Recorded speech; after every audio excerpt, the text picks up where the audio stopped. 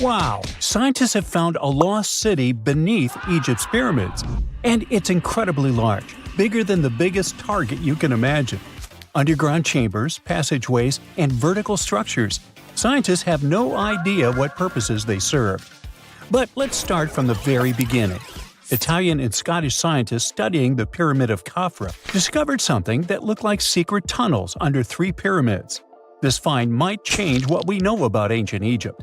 The expedition, called the Khafra Project, was led by Corrado Malunga from Pisa, Italy, and Filippo Biondi from the University of Strathclyde, Scotland. Their mission was to focus on exploring Khafra's pyramid, the second largest on the Giza Plateau. Scientists uncovered a massive structure beneath the Pyramid of Khafra. Could it be an ancient Egyptian underground city? The experts analyzed the data they had and came to the conclusion that 8 large vertical structures could be hiding beneath, possibly wells or shafts. They extend a staggering 6,500 feet across. Imagine placing 2.5 Burj Khalifas on the ground, one after another, and you get the sheer size of this find. These shafts also plunge nearly 2,000 feet underground. Some of the deepest underground stations in the world are located at a mere 380 feet underground or so. These cylindrical shafts are surrounded by spiral paths. Picture some old Gothic castle. They're connected to 2 giant, weirdly shaped chambers. Are those cubes? Or possibly bowls? Each of these chambers is likely more than 260 feet across. Now, even though we know about the structures now, no one has figured out their original purpose yet. Want to hear something even more shocking? Okay then.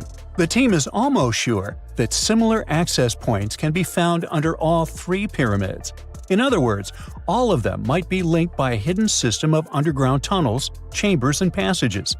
Even deeper, about 4,000 feet under the surface, there might be more unknown structures.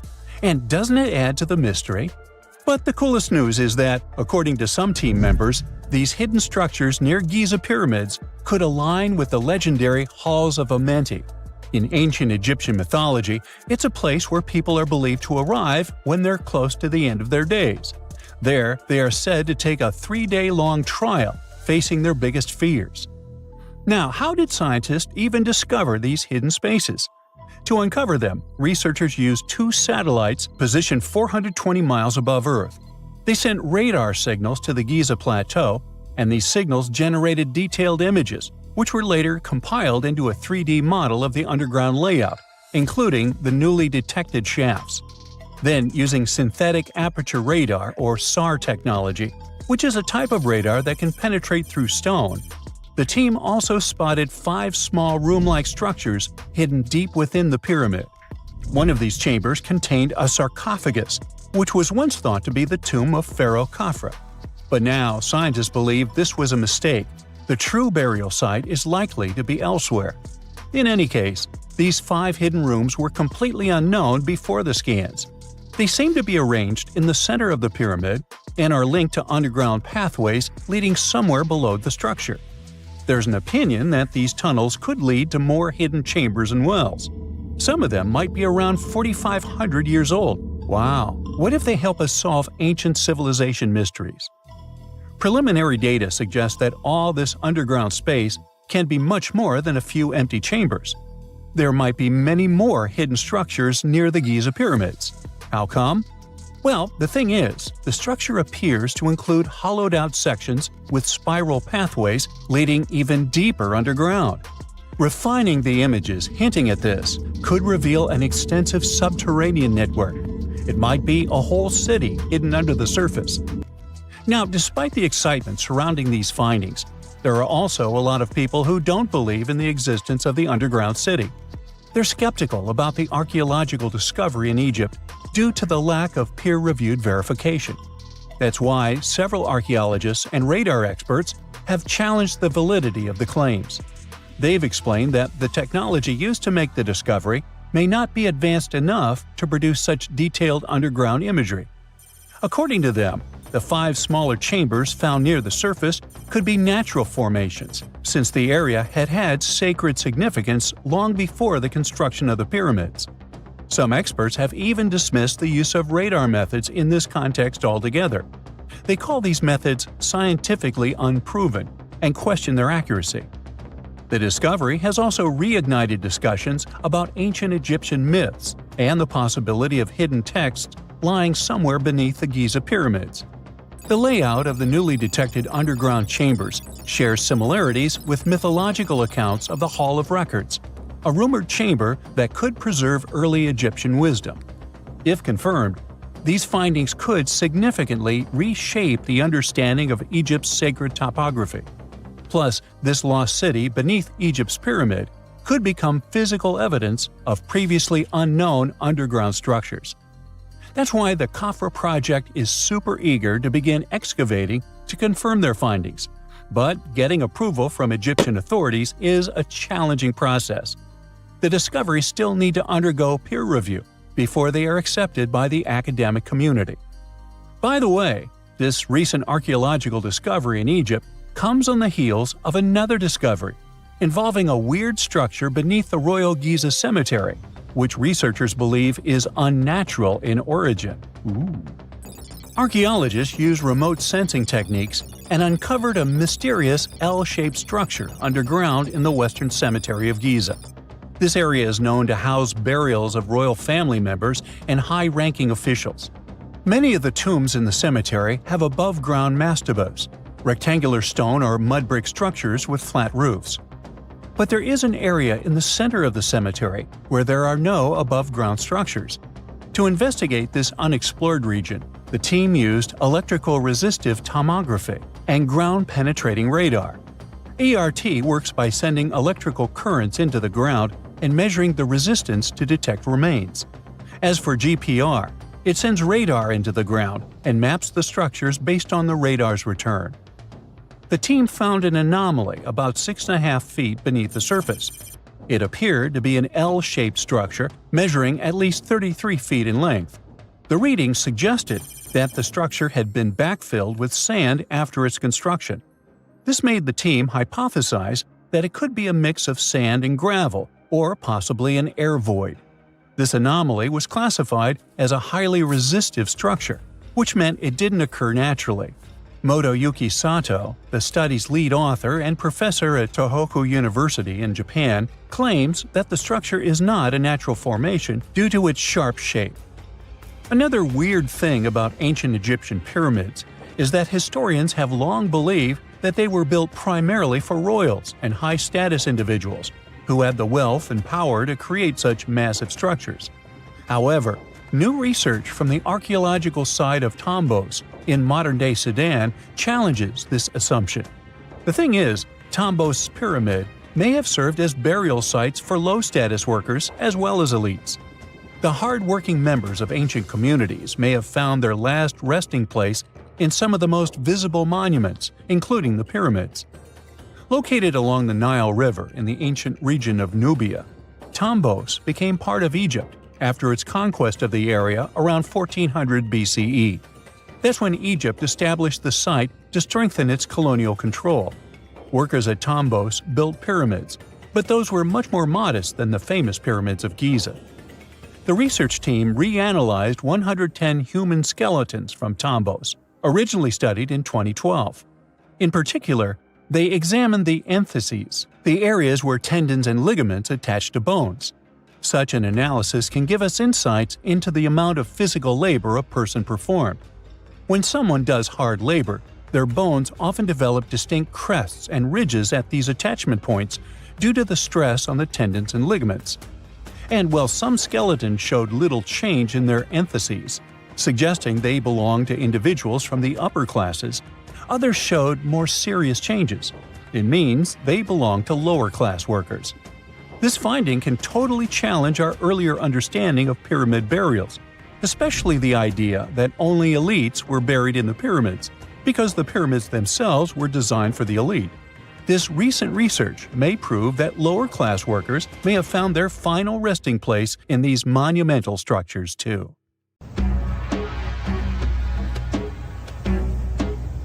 This is not a dune set.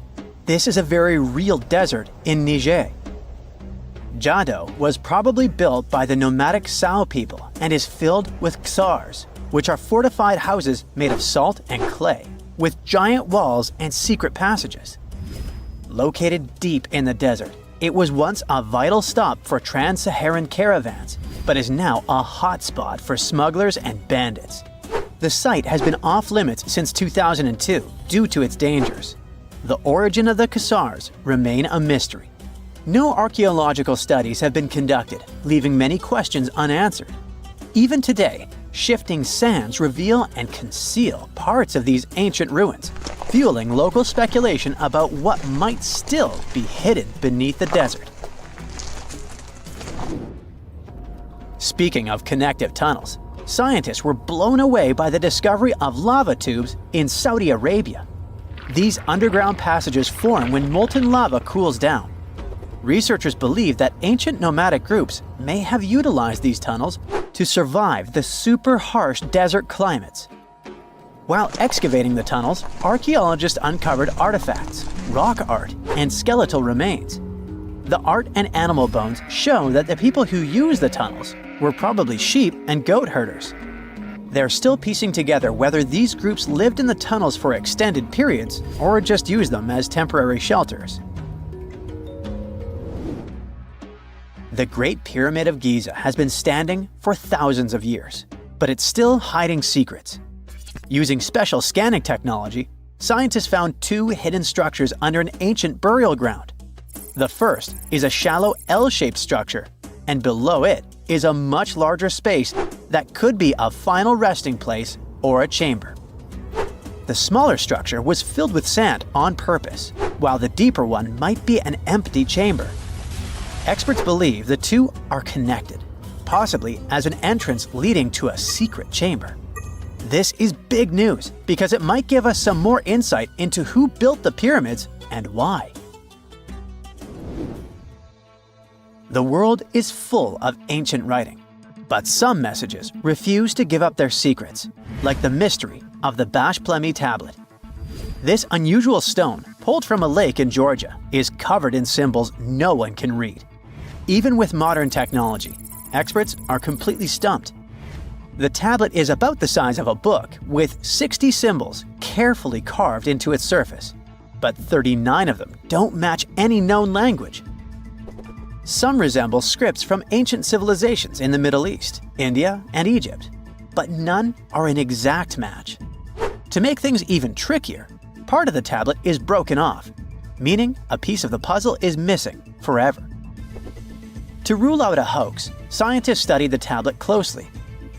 They confirmed it's made of vesicular basalt, an extremely tough local rock. Whoever carved these symbols must have been really skilled. Based on similar archaeological finds, experts believe the tablet could date back thousands of years, possibly to the late Bronze or early Iron Age. Some symbols repeat, which could mean they're numbers. Maybe it's an inventory list, a record of battles, or even an offering to the deities. Until someone cracks the code, the Bashplemi tablet remains an unsolved mystery from the depths of history. Experts are still stumped with what this Minoan disk might mean. The Phaistos disk is one of the most mysterious finds from the Minoan civilization. This 6-inch clay object, discovered in 1908, has strange spiral markings that no one has fully decoded yet. The disk has 241 symbols on both sides, showing everything from people and animals to tools and plants. Experts have come up with many theories about what the symbols mean. Some think it's an early form of Greek. Others suggest it's a prayer or a hymn. And some even believe it could be a letter from a king in Anatolia to a Greek ruler. Let's see who will be the first to figure this out. It's always a fun day at an archaeologist's office when they find something as big as a 2,000-year-old marble head. A French archaeologist mission went digging inside an old medieval house near Alexandria in Egypt and found a statue's head depicting an old, possibly ill man. This statue dates from the last Egyptian dynasty before it became part of the Roman Empire, and the site where it was found is associated with the likes of Cleopatra and Mark Antony. For archaeologists, even the smallest finds at this site means a lot. You've heard of Lucy, right? The Australopithecus that was an early ancestor for us humans. Well, scientists found some of her species' footprints somewhere in Tanzania.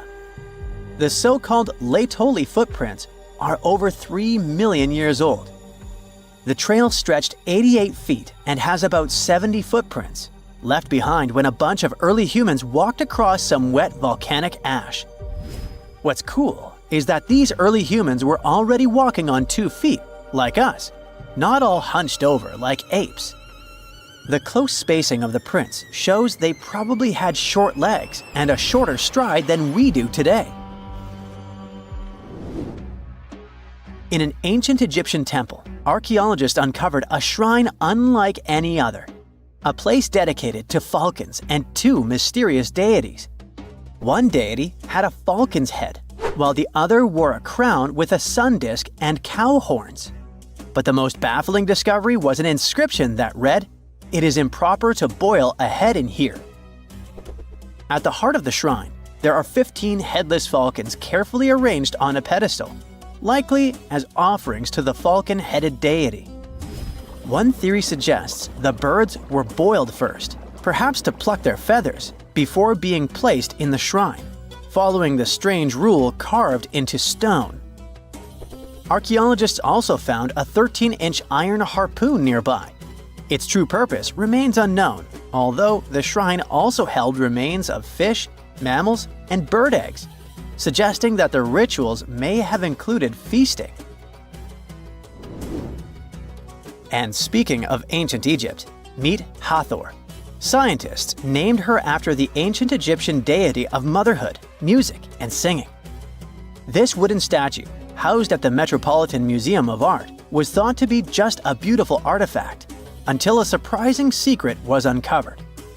Using an X-ray machine, experts found a mechanical operating system inside it, with pulleys and axles connecting her shoulder to her left leg. When activated, the system made her hand raise and lower, an engineering marvel from over 3,000 years ago. The statue was created during Egypt's Middle Kingdom, around 1800 BCE, and is often compared to 19th century automata due to its advanced design. It's believed the statue was used in religious ceremonies, symbolizing Hathor's role in dance and music. An unexpected discovery happened in northern Kuwait, where a Kuwaiti-Polish team uncovered a mysterious 7,500-year-old statue. The statue features an elongated skull, no mouth, narrow eyes, and a flattened nose. This feature is thought to be an Ophidian figurine, named after the Greek word for snake, and it was likely made by the Ubaid culture, a civilization known for their pottery skills. While no one knows exactly what role this weird statue played, it might have been linked to rituals or symbolic practices. Some scientists think these figurines, found in homes or final resting places, were tied to important cultural beliefs. We couldn't mention unresolved mysteries of this world without speaking about these elongated skulls. In the deserts of Peru, researchers uncovered 5 ancient skeletons, 2 with unnaturally elongated skulls. While head shaping was common in many cultures, these skulls defy explanation. Local legends tell tales of the so-called gentiles, a mysterious race banished underground by the powerful deities. Some say this is what the skulls represent. Others think this is some type of genetic anomaly, which was confirmed after finding an infant skull, too large to be artificially shaped. We all know some iconic symbols. The Statue of Liberty screams USA, the Eiffel Tower represents Paris, and this mask? Undoubtedly, it's Tutankhamun's, right? Sometimes it feels like historians have squeezed every last drop out of the King Tut story. But guess what? The most obvious details often slip right under our noses. Like the fact that this famous mask didn't actually belong to him, nor was it ever meant for him. Stick with me for the details. Can we get a close-up of that mask? Thanks. See those holes? Yep, they're for earrings. And no, it's not that they had anything against jewelry, but back in ancient Egypt, earrings were typically worn by high-status women or kids. Now, if you know your history, you might say, but Tut was a boy king, wasn't he? You're spot on. He began his reign at just 9 years old. Sadly, that didn't last long as he passed away at a very young age. So when he was 9, he might have worn earrings, but he probably took them off when he hit that no earrings age. Sounds reasonable, right? Actually, not quite. That would have been pretty strange since nobody expected him to pass away young. Certainly not at 9. So no one was preparing a kid's mask for a burial. It's this untimely demise that suggests the mask used was simply the best option available when Tut passed away. There are more clues pointing to the idea that the mask was found in a hurry. Let's think about this. Even though Tut was mummified and his body could wait a bit, his loved ones wanted him to reach the afterlife ASAP. Some experts even believe the paint in the tomb was still wet when it was sealed. But look at his mask. It's a masterpiece. There's no way it was made in a rush. It's way more elaborate than other simpler cartonnage pieces. The renowned mask of King Tut stands 21 inches tall, adorned with precious stones, and features a golden beard that weighs 5.5 pounds, making the entire mask 22.5 pounds. Okay, I'm a bit confused here. So it seems like it was probably a kid's mask, but it had a beard? I've never seen a 9-year-old with a goatee, and I'm guessing you haven't either. Just think about it. A grown man's face compared to a kid's face. Fun fact for you, our faces pretty much stopped growing at the age of 16, so by 19, Tut would have definitely had the face of an adult man. Can you imagine trying to fit a relatively small kid's mask on a grown man? That would have been super embarrassing, and no one would have let that happen. Right, let's dismiss the kids theory. Now, the second option, if you remember, is that the mask could have originally belonged to a woman. This is where the beard theory comes into play. Some researchers believe the beard might have been added later on. Here's another twist.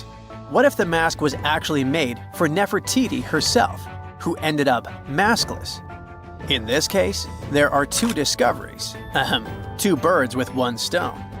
For now, it sounds like a conspiracy theory, I know. But let's give it a shot and delve deeper into the details. So, Tut passed away in around 1323 BCE, probably due to malaria. He had other health issues too, like when he broke his leg, and records suggest he wasn't in the best shape. As for Nefertiti, we have no solid data about her demise. Plus, nobody knows exactly when or where she was buried. The supposed year when she passed away is around 1330 BCE, but she could have lived longer, and the mask was intended and prepared for her. Or maybe they just took her mask right from the burial chamber. After all, they were family. Well, sort of. She was said to be his stepmom, having been married to Akhenaten, who was likely Tut's father. But this is not 100% accurate. Some scientists doubt it. Ah, these ancient Egyptian families. It's hard to keep track of who's who. I know, you're not yet convinced that Tut wore a lady's mask. Let me share one more theory with you. Meet Howard Carter, the enthusiastic archaeologist who discovered Tutankhamun's tomb. It was located in the Valley of Kings outside Luxor, and, to everyone's surprise, was nearly intact. When he entered, he noticed something odd. This didn't feel like a pharaoh's burial chamber. It was classy and all, but it had a vibe that suggested it was made for a woman. Typically, Egyptian pharaohs had larger tombs that suited them better, and even more strangely, it was oriented to the right of the entrance. This didn't add up. That orientation was typical for female chambers, which Egyptian queens used. Another red flag was that the chamber appeared to have been built in stages, and all the artifacts, around 2,000 of them, seemed hastily placed there. Even more curious, they looked like they were meant for other royals. Carter discovered this burial site in 1922, but it remained a mystery as to why it was so bizarre. Almost a century later, Nicholas Reeves thought he may have solved the puzzle. He claimed that King Tut might not have been the original resident of the tomb. Instead, he suggested that the undisturbed resting place of the legendary Queen Nefertiti could be hidden behind the walls of the boy king's burial chamber. Nicholas studied high-resolution photos for months, meticulously examining every pixel. One day, he focused on detailed scans that revealed the texture of the tomb's walls beneath layers of paint. He spotted what he believed to be outlines of two doorways that had been blocked and plastered over to hide them from view.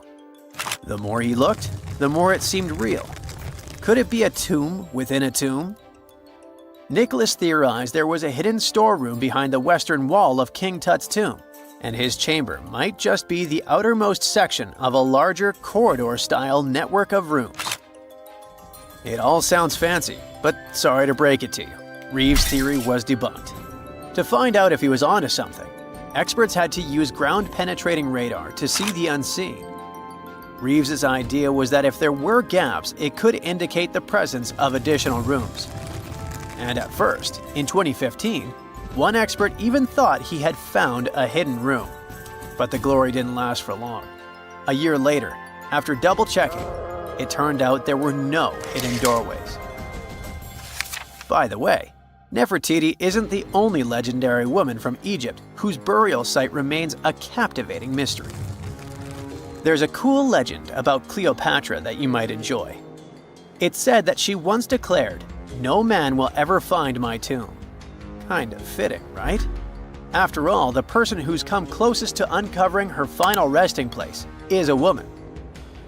Fast forward a few millennia after she passed away, and while no man has located it, archaeologist Kathleen Martinez believes she might have cracked the code. She's been on the quest for Cleopatra VII's tomb for nearly 20 years, and recently discovered a bust that she thinks represents the famous queen. However, not everyone is on board with her claim. Some experts argue that the bust doesn't resemble Cleopatra at all. Alongside this intriguing marble statue, Martinez's team also unearthed 337 coins, some of which, less controversially, feature Cleopatra's likeness. But the real part is that it's still not officially confirmed. There's no doubt about the existence of the small bust. It's carved from white marble, fits in one hand, and shows a woman wearing a royal crown, according to a translated statement from the Egyptian Ministry of Tourism and Antiquities. The big question, though, is who it actually depicts. While Martinez insists this statue is a representation of Queen Cleopatra VII, many other archaeologists argue that the facial features don't match, suggesting it likely belongs to a princess instead. Sorry, I can't resist the temptation of breaking the magic for a moment. Some folks believe that the whole idea of "no man will find my tomb" is misunderstood. Even if she did say it, what she probably meant was "no living soul," and it wasn't about gender at all. It can as well be just a beautiful legend. Toodaloo! Okay, what if I tell you that the extraterrestrials we all imagine as little green men may actually look like very normal Earthlings and chill in Europe? This is the Iberian Peninsula, and people living there are under suspicion. Ooh. Here's the reason. Somehow, parts of the most important artifacts that the Iberian civilization called Treasure of Valena are made of metal that simply can't be found on Earth, because it's metal from a meteorite. Now let's tackle this step by step. This is the artifact itself, and it's composed of 59 different objects. Bowls, bottles, and bracelets. Is there a pattern there with all those bees? In total, the find weighs around 20 pounds, of which 18 pounds are 23.5 karat gold. Now, if you're not a metal specialist, I'll clarify it for you right away. For comparison, 23 karat gold is 95.8% pure gold, so 23.5 karat is even purer. The remaining percentage goes to other metals to help add strength and durability to the precious alloy. There was also silver, iron, and amber in that set. The artifact could have been pretty straightforward, but for these two, let's call them imposters. Look at this wrought iron bracelet and this hollow hemisphere. Can you see that? Those rusty lines on the hemisphere and the overall weird color of the bracelet do stand out, since everything else is made of purest gold. This all started back in 1963, when a researcher noticed a dark leaden metal among the shiny bowls and bottles. The metal was shiny in some areas and covered with a ferrous-looking oxide that was mostly cracked.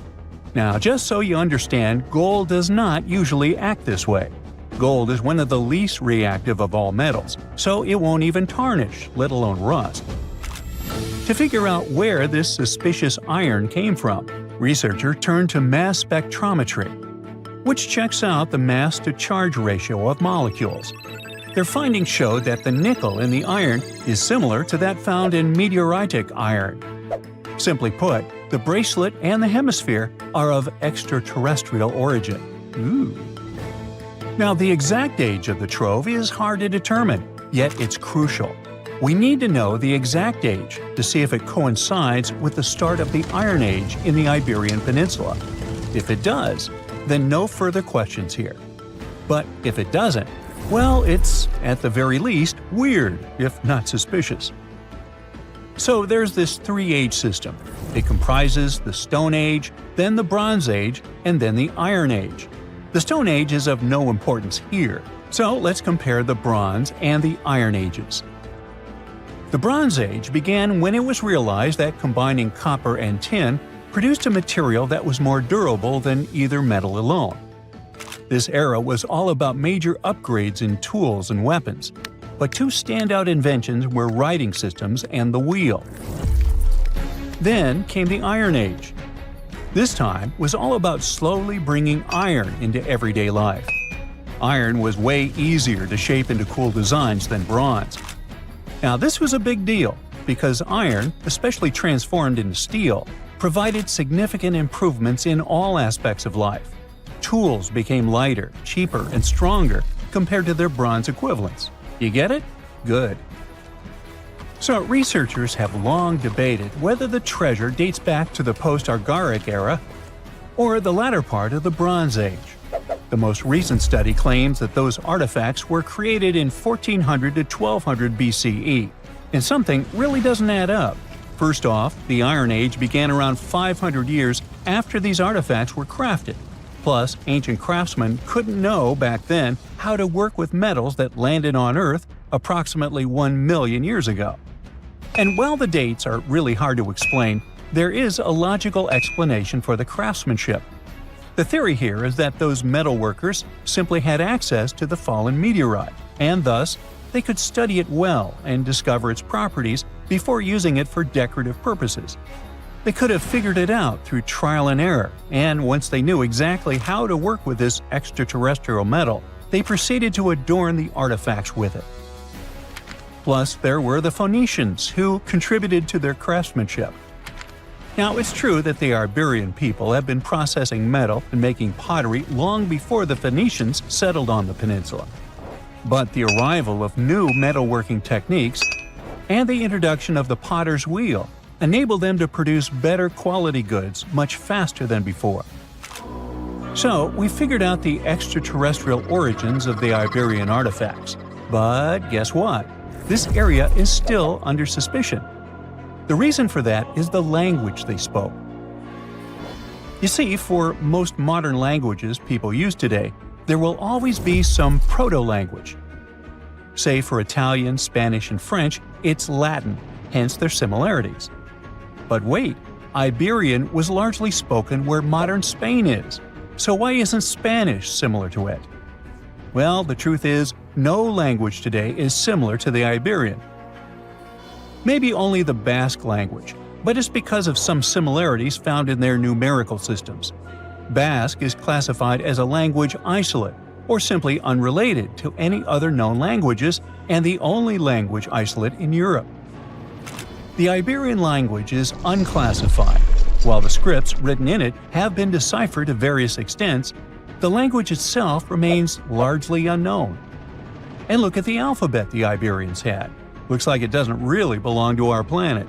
But hold up, this one might be a bit of a stretch.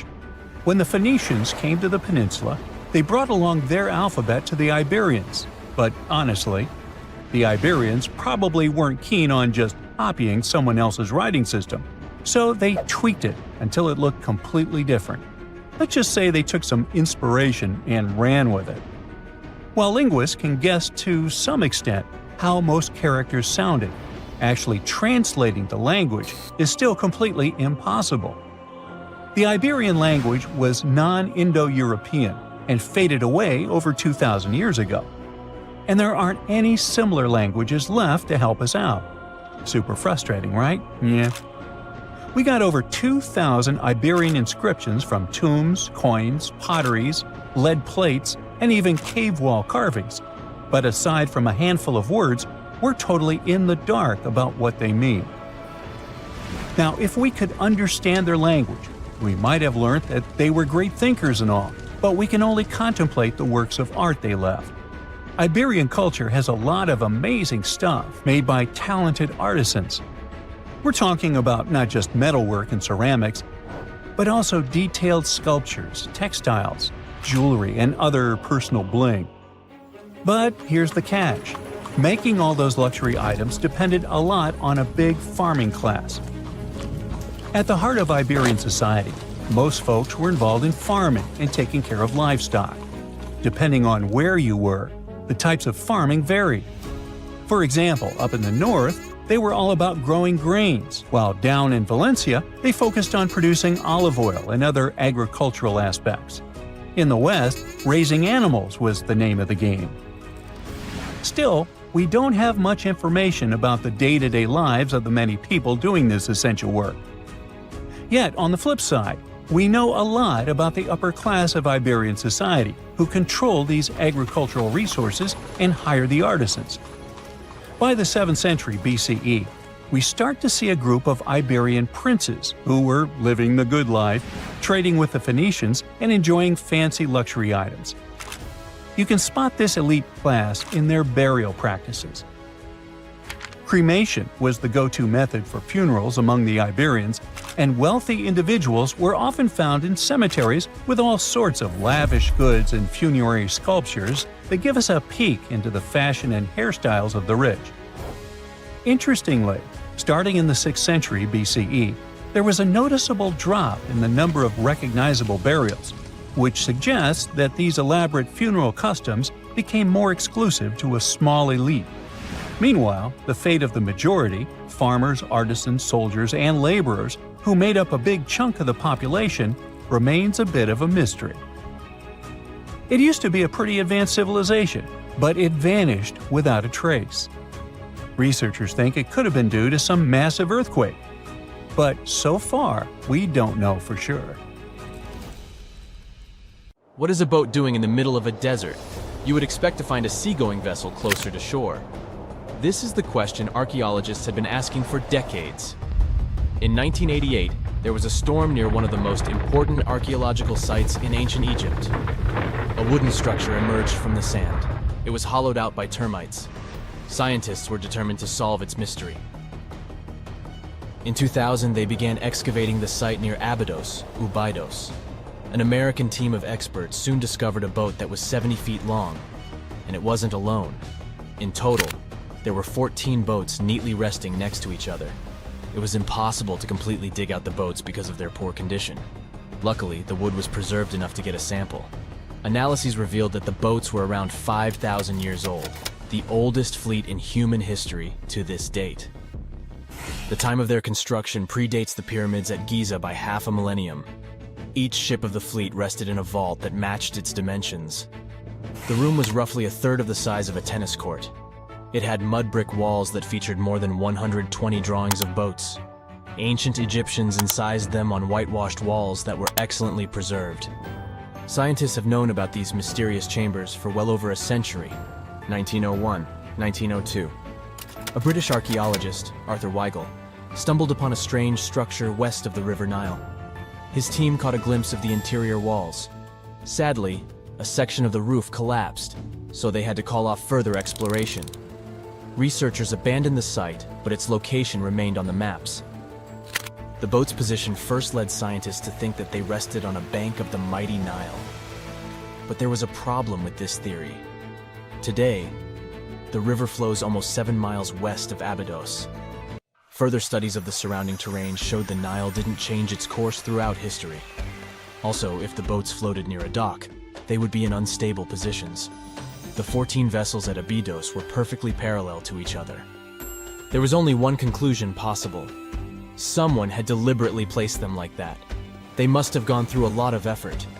Each boat had enough room for up to 30 rowers. These vessels could really float. They weren't models, but scholars still don't know if they actually sailed any body of water in ancient Egypt. This doesn't diminish the importance of the find. Previously, archaeologists found only small-scale models. In King Tut's tomb alone, there were 35 boat models. For a long time, these figurines were the only clues as to how ancient Egyptian vessels looked like. The boat's design confirms that they were the real deal. They are the earliest surviving examples of something called built boats. Ancient people constructed primitive vessels by hollowing out large tree trunks. The alternative was reed that was tied together to form a raft. The boats at Abydos had planks tied together. This was a major breakthrough in shipbuilding. During their lifetime, the boats must have seemed impressive. Timber was a valuable commodity at the time. There was no wood in the desert. Cedar had to be imported from Lebanon. The only person who could afford such luxury was the pharaoh. Studying the area around the ancient fleet provided more answers. Scientists discovered a mud brick structure where Egyptians worshipped the pharaoh. Its approximate date of construction matches that of the wooden boats. The same bricks out of which this building was made were used to encase the fleet. At the time of their construction, the rooms they were stored in had a ceiling. That's the section that archaeologists stumbled upon in the early 20th century. Just like mummies and coffins, these marvelous ships rested inside splendid vaults. The exterior of these rooms was also impressive. The outer walls originally had a plaster of white limestone. It reflected sunlight. In the desert sun, the structure housing the boats must have shone from miles away. Ancient Egyptian builders used the same technique to cover the pyramids 500 years later. Today, their surface looks jagged, but it wasn't always like this. When they were constructed, the pyramids had a top layer of fine white limestone. Their surface was smooth and it gleamed in the sunlight. Instead of stairs, the outer layer of the pyramids was more of a sleek ramp. Archaeologists were left with one final question. Which pharaoh owned the fleet? The answer lay just a mile from the site. This is where the tomb of a pharaoh from the 5th dynasty rested, King Senwosret III. Its time and style of construction matched the ones of the chambers with boats. The very end of his rule might explain how the boats ended up in the middle of the desert. The pharaoh probably passed away in northern Egypt. Then his body was transported down the Nile to Abydos in a marvelous procession of decorated boats. The vessels were later lowered to chambers near the final resting place of their owner. This had a symbolic meaning.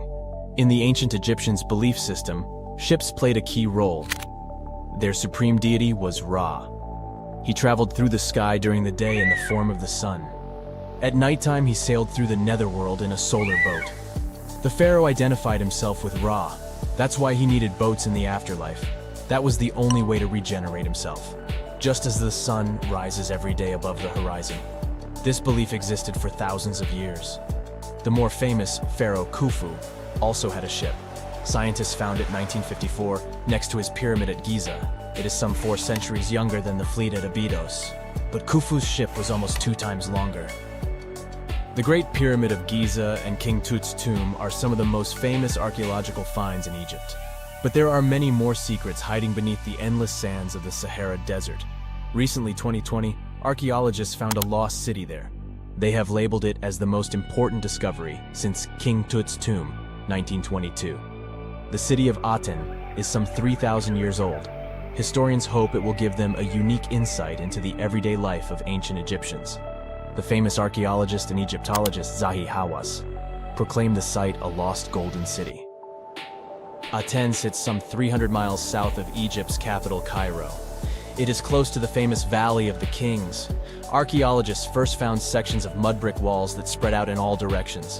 They discovered complete rooms with tools of everyday life inside. The research team unearthed a bakery, a residential neighborhood, and an administrative district. They all date back to the time when the Egyptian civilization was the wealthiest in its long history. They were also the first to make objects from iron. In 1911, scientists found a set of iron beads near a village in Lower Egypt, El Girza. These are the earliest known iron artifacts. The discovery is literally out of this world. Ancient people made them by beating into shape a piece of a meteorite. The 9 beads were once part of an ornate necklace. They are now blackened and corroded, which is perfectly normal for a piece of jewelry that is over 5,000 years old. They consist of an iron-nickel alloy. Researchers were impressed by the skill of ancient jewelers who processed the beads. Their craftsmanship is more impressive when you think that they didn't know the stellar origins of the material. The Great Pyramid of Giza also has a remarkable feature. An international research group investigated the electromagnetic response of the structure to radio waves. They found that the pyramid has the ability to concentrate electromagnetic energy inside it. This occurred inside its chambers as well as under the pyramid's base. It contains an underground, unfinished chamber. It seems that the electromagnetic response is connected with the properties of limestone, the Great Pyramid's main building material. The research results might have a practical application. The way solar cells and nanosensors function could be improved by this remarkable find. They found the tomb of a royal doctor who lived over 4,000 years ago, a man who held pharaohs' lives in his hands. This man knew secrets that only deities and kings were allowed to hear. And yet, when they opened his tomb in 2024, there was no body, just vivid paintings, untouched by time, and cryptic symbols carved into stone. Who was he, and why was he buried with spells linked to a scorpion deity?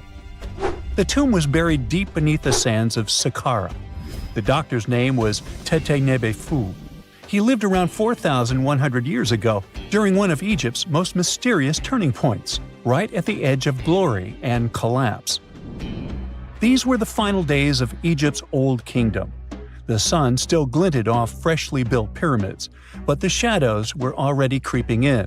The pharaoh, Pepi II, had ruled longer than anyone before him, 90 years. But by the end of his reign, the country was cracking. The power was slipping, the regional leaders were rising, and the Nile floods grew unpredictable. In this shaky period, the mysterious doctor thrived. His tomb was discovered by a Swiss-French archaeological team in the shadows of old pyramids. The weirdest part was that when they uncovered his burial chamber, they found no body, no golden treasures either. Unfortunately, the tomb had been robbed long ago. But what remained was something even more fascinating: the words and images left on the walls. The paintings are still vibrant, bright colors that somehow survived all those years underground. The walls show jars, containers, strange abstract patterns, and geometric shapes. And then there are hieroglyphs, lines and lines of sacred script carved with precision, like someone had poured their soul into every curve. These inscriptions revealed who Tete-Nebefu truly was. Turns out, he wasn't just any doctor. He was the conjurer of Serket. Now, Serket was the female deity of scorpions, sacred and terrifying. Egyptians believed she could stop venom, heal bites, and protect the living from toxic elements. The title, Conjurer of Serket, meant Tete-Nebefu was a specialist in treating dangerous stings and bites. And if he got an entire tomb for himself, he may have been Egypt's top expert in those things, a man who healed with both medicine and magic. But that wasn't all. He also held the title Director of Medicinal Plants, a title seen only once before in all of ancient Egypt. That means he knew the healing power of herbs, roots, and oils like no one else. Now, you might wonder, what plants in a huge land of sand? But in reality, ancient Egyptians used herbal medicine that would hold up in some labs today. They created pills, ointments, and inhalers. Most often, they chose some active ingredient, a flavor to make it easier to take, and something to deliver it into the body. Sound familiar? And yeah, they didn't have many traditional plants, so some of these ingredients were bizarre by our standards, like using crocodile dung and acacia mixed with honey. They even had formulas for anti-wrinkle creams. And apparently, our mysterious healer was also chief dentist. This title is almost never seen in ancient records. Evidence of Egyptian dentists is incredibly rare. Turns out, our ancient genius didn't just fight stings and study plants. He was also trusted with teeth and jaws, which were actually a huge problem in ancient Egypt. These people may have built wonders, but their teeth paid the price. Ancient Egyptians constantly caught grains of sand in their mouths. They often ate grit-filled bread and raw vegetables, which wore down enamel and caused a horrible condition called attrition. This led to tons of problems, including tooth loss. They had to improvise back in the day. For example, crafting the world's oldest known toothpaste from crushed rock, mint, and pepper, which ironically only made things worse for the gums. Or a toothpaste from things like eggshells, pumice, and natron, a salty mineral used for cleaning. They were also inventing mouthwashes from celery, bran, and herbs to ease the problem. Some mummies were even found with crude metal braces and gold wires attaching missing teeth. Though we're not sure if these were for the living, or was it just a nice little addition added as an afterlife gift. So, Teti Nebefu specialized in all these fields. 3 rare titles for one man. Now, back in the day, he must have been admired as incredibly knowledgeable. In a world without modern science, he would have been like a sorcerer who knows how some leaf or bark could save a life. That's why archaeologists believe Teti Nebefu wasn't just any doctor. He was, most likely, the royal physician, the one who treated the pharaoh himself. We don't know for sure which king he served. Maybe it was Pepi II, and who knows, maybe that's why the guy lived so long. But if that was the case, Teti Nebefu may have lived through the final moments of the Old Kingdom, watching the Golden Age crumble from inside the palace walls. And then he was buried. The body was looted, or perhaps just lost to time. But the team says they're still studying the tomb, still uncovering the traces of this incredible man. Overall, ancient Egyptians were practicing medicine on a crazy advanced level. Some practices feel familiar even today. They had hospitals, specialists, surgeries, and many more things, even medical schools. Both men and women were allowed to be doctors. They healed with various methods and practiced surgery with actual tools, scalpels, forceps, even sutures. Some doctors treated only the eyes, others the teeth, the stomach, or even what they called the hidden diseases. They knew how to clean and dress wounds, could set broken bones using splints made of wood or reeds wrapped in linen, and even prevented infections. There were even proctologists. They also built the first prosthetics, like a wooden toe with leather straps that help people walk normally again. The oldest known prosthetic is 3,000 years old. Now, the most shocking part is how they actually even tried to remove tumors. A recent study looked at a 4,000 years old skull. It belonged to a man in his 30s. There were signs of past tumors, and around 3 of them, there were marks, surgical cuts made with a metal tool. That suggests someone attempted to remove or study them, maybe treatment, maybe an autopsy. There was another skull of a woman over 50 years old. It also showed similar signs, but with healed fractures from an earlier injury, which is amazing because her treatment might have actually been successful. Being a healer in this society meant something powerful. It meant being a priest, a scientist, and a magician all at once. To ancient Egyptians, medicine was a necessary art, and they treated it with as much reverence as they did their deities. That's because they believed that sickness could be both physical and spiritual. So a doctor could recite a spell while applying a salve, and a lot of their treatments worked. The reputation of doctors in ancient Egypt was so strong that leaders from other parts of the ancient world, like Persia, actually sought them out. Even Homer, the Greek poet, once said the Egyptians were the most skilled healers of all. Of course, their understanding of the human body wasn't perfect. For example, they thought the heart controlled thought and emotion. They also didn't know what the brain really did. But their approach, observe symptoms, diagnose, and treat, well, that's modern medicine. Sure, they prayed over the wound, but they also healed it, didn't they? Their most famous physician was Imhotep. That guy was a true polymath, an architect, priest, and a healer who became so revered he was later worshipped as a deity of medicine. Yep, a human who was so cool they turned him into a deity. He lived 2,000 years before Hippocrates, the so-called father of medicine. And yet, some people joke we should drop the Hippocratic Oath altogether and swear an Imhotepic Oath instead. These people weren't just laying the foundations of pyramids, they were laying the foundations of healthcare.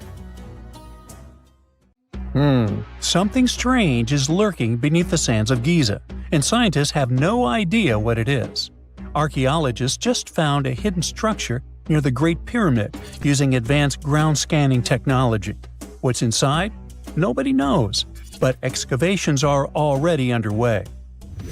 The Great Pyramid of Giza is one of the most famous monuments on Earth, but it doesn't stand alone. It's surrounded by an ancient necropolis, a massive royal graveyard filled with tombs and monuments. They belong to pharaohs, nobles, and other high-ranking officials.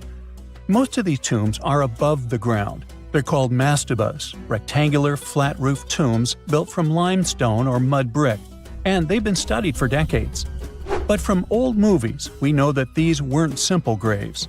They have deep vertical shafts leading to underground burial chambers, where the past was sealed away for eternity. And recently, archaeologists found one curious empty space in the cemetery, a completely unexplored patch of ground. No mastabas, no visible ruins, nada. For years they ignored it, but between 2021 and 2023, they decided to investigate. They didn't dig though. Instead, they used a technology that kind of acts like X-rays for the ground. These radars let scientists see the secrets hidden there. And there was something hidden beneath the sand, something deliberately buried and forgotten. A two-part underground structure. One part was shallow and L-shaped. It's about 33 feet long and buried just 6.5 feet deep. But below that, a deeper, more mysterious anomaly, a structure completely different from anything else in the area. They called it a highly resistive anomaly, which means it's dense and solid, likely made of stone, sand, or even metal. And still, no one has a clue what's inside it. Now, it's clear that humans made the L shape. It wasn't formed by nature. And the shallower structure might have been an entrance to whatever is hidden below. But they only have some theories about what might be hidden there. It's also filled with sand and gravel. It was probably deliberately backfilled after its construction, perhaps to preserve this. Why? Well, we don't know yet. The archaeological team will need to excavate to understand what exactly this thing was and why it was built. The first guess is a lost burial chamber. Many tombs in Giza have underground burial sites, but most have clear surface markers. This one, for some reason, has nothing, but it could be one of them. The second guess is an ancient offering chapel. Egyptologists know that some chapels were built in this shape, but usually they were above ground, not buried like this. And finally, it might be something we've never seen before.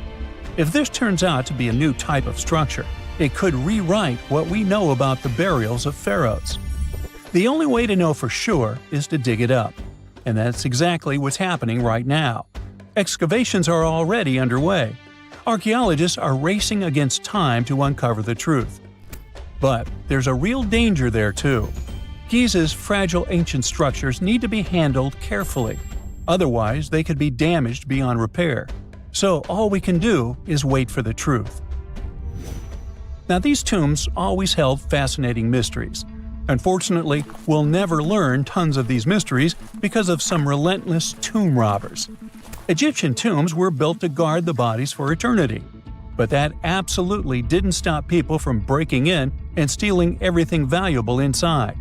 They've been bothering these ancient sites for thousands of years, starting way back in Pharaoh's times. Many of the most famous tombs, including those in Giza, Saqqara, and the Valley of the Kings, were looted. It was a common practice in ancient Egypt. And they were serious about this whole thing.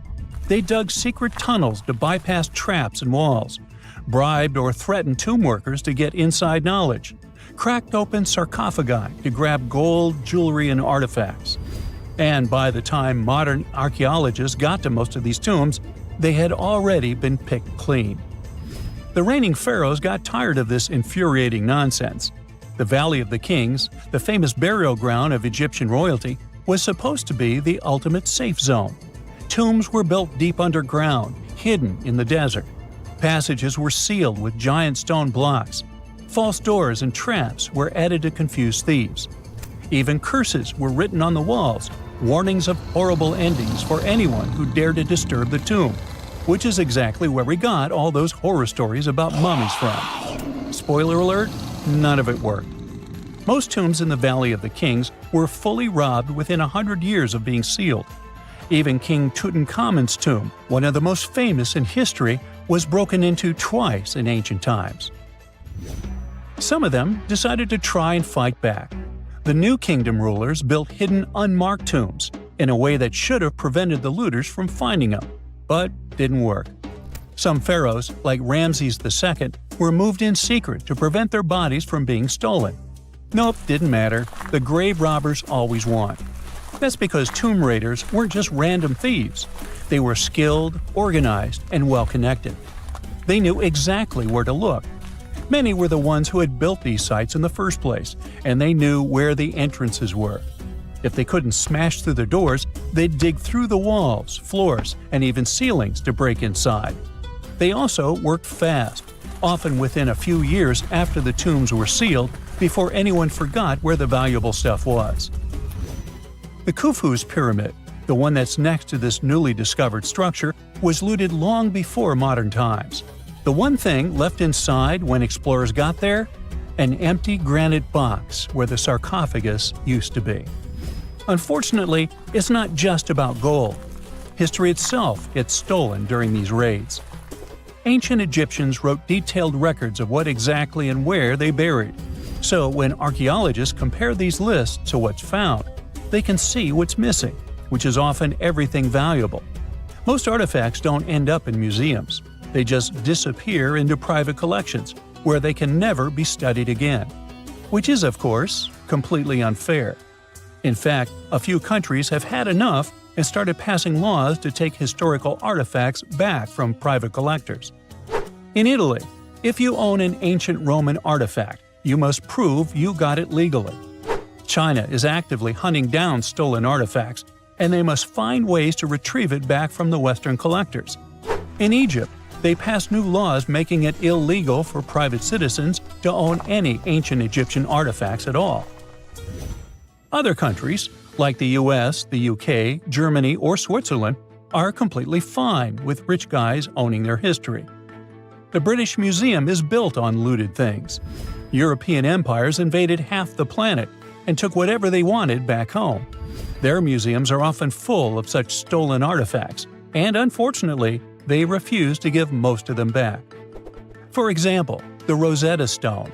It was taken from Egypt by Napoleon's army, then stolen again by the British after they beat the French. Egypt has been demanding to return for years, but they still can't get it back.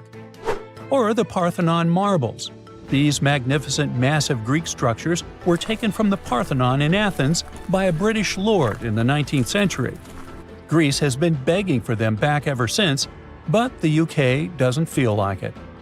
Not to mention tons of Mesoamerican artifacts scattered in various museums across the world. European explorers raided Mayan and Aztec temples, took statues, jewelry, and sacred objects, and now Mexico is fighting to get them back. Well, wouldn't it be surprising even if this mysterious underground chamber has somehow been looted already? But if it's a newly found place, could it be one of the few that escaped the hands of grave robbers? Could there still be ancient artifacts, untouched for 4,500 years? We can only hope that those guys didn't get there first. Miles and miles of yellow sand, treeless mountain ridges, and scorching hot sun over your head. And suddenly, something you'd never expect to come across in a barren desert. A small group of overexcited people. They're as happy as you would be if you'd won a lottery. They've just found an ancient tomb, once flooded with its walls in bad shape. But the stuff they discovered inside proves that this is the burial site of one of Egypt's most mysterious pharaohs. Historians have been hunting for his tomb for years, but no one expected it to hide ancient treasures. Fast forward. After careful examination of the site, Egyptian officials have announced the discovery of the tomb of King Thutmos II. It's the last missing tomb from Egypt's 18th dynasty, and this is also the first royal tomb found since King Tutankhamun's was discovered in 1922, in more than 100 years.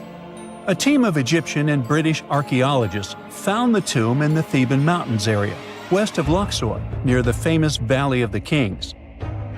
Before this, the site was only known as Tomb C4, but during their excavation, the team found clear evidence proving it belonged to King Thutmos II. Archaeologists actually found the entrance and main tunnel leading to the tomb in 2022. But at first, they thought it belonged to a queen because it was near the graves of Thutmos III's wives. It was also close to Queen Hatshepsut's tomb.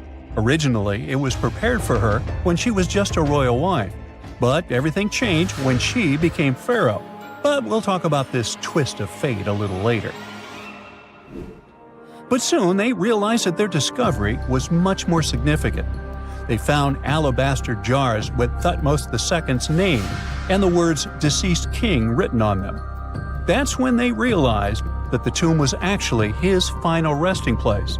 Sadly, Thutmos II's tomb has seen better days. According to the head of Egypt's antiquities sector and the leader of the Egyptian excavation team, the tomb suffered major damage from ancient floods not long after the pharaoh's death. Water swept through the burial chamber, likely destroying or displacing many of the original artifacts. Much of what had been once inside the tomb was moved elsewhere in an attempt to salvage it. The researchers found out that the tomb had a basic design, with an entrance, a sloping main corridor, and a burial chamber. The corridor was coated in white plaster and rose about 4.5 feet above the floor of the burial chamber.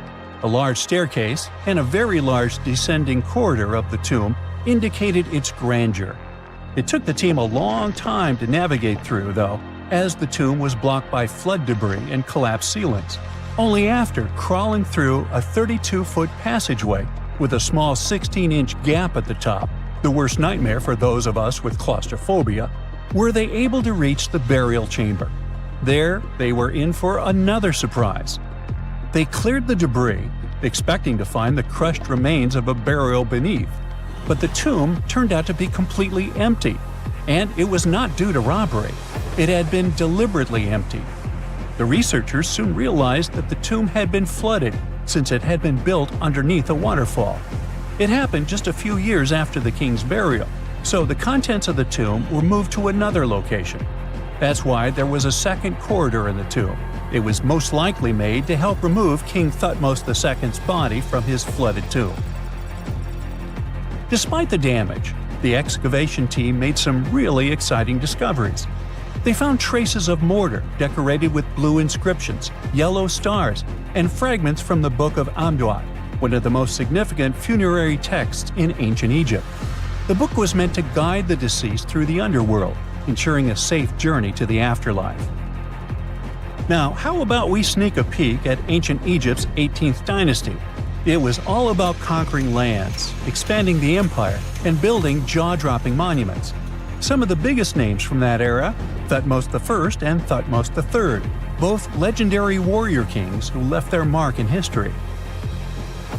Thutmos I was a fierce fighter who led major military campaigns, pushing Egypt's border further south than ever before, all the way to the fourth cataract of the Nile. His victories gave Egypt access to new trade routes, stronger political ties, and more wealth. His conquests were so significant that they were recorded in the tombs of his top officials. Thutmos III, sometimes called Thutmos the Great, took things even further. He was not only an incredible military strategist, but also the commander of Pharaoh Hatshepsut's armies before becoming king himself. He led between 17 and 20 military campaigns, winning every single one and expanding Egypt's empire to its peak. He even created the world's first navy. Thutmos III is often remembered as Egypt's greatest warrior pharaoh. And sandwiched between these two powerhouses was Thutmos II, a pharaoh who doesn't get nearly as much attention. Hey, the middle child, right? His reign lasted only about 5 years before he passed away at around age 30 in 1479 BCE. He is kind of a mystery. No one really knows what he accomplished. For the longest time, even the location of his burial site was totally unknown. His body was actually found in the 19th century. It was just lying around in the mortuary temple of Deir el-Bahari, in a secret chamber where priests used to hide royal mummies centuries after their original tombs were looted by grave robbers. In other words, Thutmos II's body must have been moved from his original resting place at some point in history to protect it. During his lifetime, Thutmos II made at least one major impact on Egyptian history. He married his half-sister Hatshepsut. That might not sound like a big deal, but it helped her become Egypt's greatest female pharaoh after he passed. The catch? She kept her stepson, Thutmos III, off the throne for decades. When he finally took power, he erased her name from history out of spite. And still, Hatshepsut is one of Egypt's greatest pharaohs, no matter if you're talking about a man or a woman. She brought a lot of wealth and art to Egypt. She led a big trading trip to a place called Punt, where she brought back things like gold, ebony, and incense. She also made sure her name lasted by building amazing structures that we can still see today. At Karnak, she added huge obelisks. One of them is still standing tall. She also was the one to build the Temple of Deir el-Bahari with its countless columns. She was buried there. Interestingly, Hatshepsut was often shown in art as a man, with muscles and a beard, like how pharaohs were usually depicted. But she made sure there was always something in the artwork that reminded people she was a woman, like calling herself Daughter of Re, or His Majesty herself. When she passed away in 1458 BCE, Egypt wouldn't have a female ruler as powerful as her until Cleopatra, about 1400 years later. According to Egypt's Supreme Council of Antiquities Secretary General, isn't that a mouthful? Hatshepsut's name actually appears in Thutmos II's tomb, meaning she might have even handled his burial. As for their final resting places, well, Hatshepsut was buried in the Valley of the Kings, and Thutmos II's mummy is now in the National Museum of Egyptian Civilization, alongside other ancient Egyptian rulers. It gives visitors a rare chance to see the remains of a nearly forgotten pharaoh. Now, experts consider the discovery of his tomb to be one of the most significant in recent years. The artifacts found there add important details to our understanding of the history of the region and Thutmos II's rule. And even though the tomb's design is fairly simple and follows the same architectural style preferred by later Egyptian rulers, its historical importance is undeniable. In any case, the mission isn't over yet. Archaeologists are now focusing on solving another mystery. Where did the rest of the tomb's contents end up? The team is determined to continue their search. Who knows what other secrets they will uncover that have remained hidden beneath the sands for thousands of years.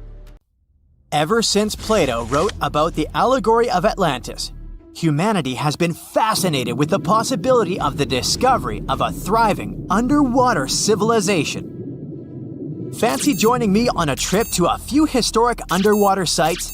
Let's see what we can find out about ancient civilizations. The first one on our list is what is being called the underwater Stonehenge. Scientists have recently discovered a mysterious pile of cairns that stretch for miles under the shimmering waters of Lake Constance at the borders of Switzerland, Germany, and Austria. Archaeologists began to explore the site back in 2015, and they haven't been able to understand yet what it was actually used for. What they do know is that there is a 12-mile line of 170 human-made stone cairns under Lake Constance. Scientists say this was most likely the result of a combined work of several villages. The cairn site was probably used for some collective purpose. The formations are huge. Some of them are several dozen feet wide. The most amazing discovery so far is that the site dates back to around 5,500 years ago. Now, what were we humans doing back then? We were living in the prime years of the so-called Stone Age. We were beginning to make artifacts from stone and use them to hunt and eat. Can you imagine what a knife and fork might have looked like back in those days? It's no coincidence that scientists call this site the underwater Stonehenge, though. Both sites are believed to have been built around the same period of time. You see, Stonehenge dates back to around 3100 BCE. Both sites carry the distinct characteristic of stone monuments built in a circle. Not to mention the fact that scientists also haven't figured out why on earth our early ancestors would feel the need to build a monument such as Stonehenge. Well, the mystery of Lake Constance hasn't been solved yet. Who were the Neolithic people from this area? And for what purpose did they go through such an amount of work and effort to build this huge stone site? Next, we're taking you on a tour of the Ryukyu Islands just off the coast of Japan. You're diving deep down to an archaeological site. But I should warn you, the waters of the Pacific Ocean are far from smooth. It doesn't take long before you see a huge structure, thanks to the sunlight shining down on the seabed. At first, it looks like Machu Picchu's ruins located across the globe in Peru. As you approach the site, you slowly figure out its forms. A pyramid-shaped structure, arches, staircases. It's something that could have easily been a palace or a castle. Could this be a sign of human activity? What you've just seen is known today as the Yonaguni Monument.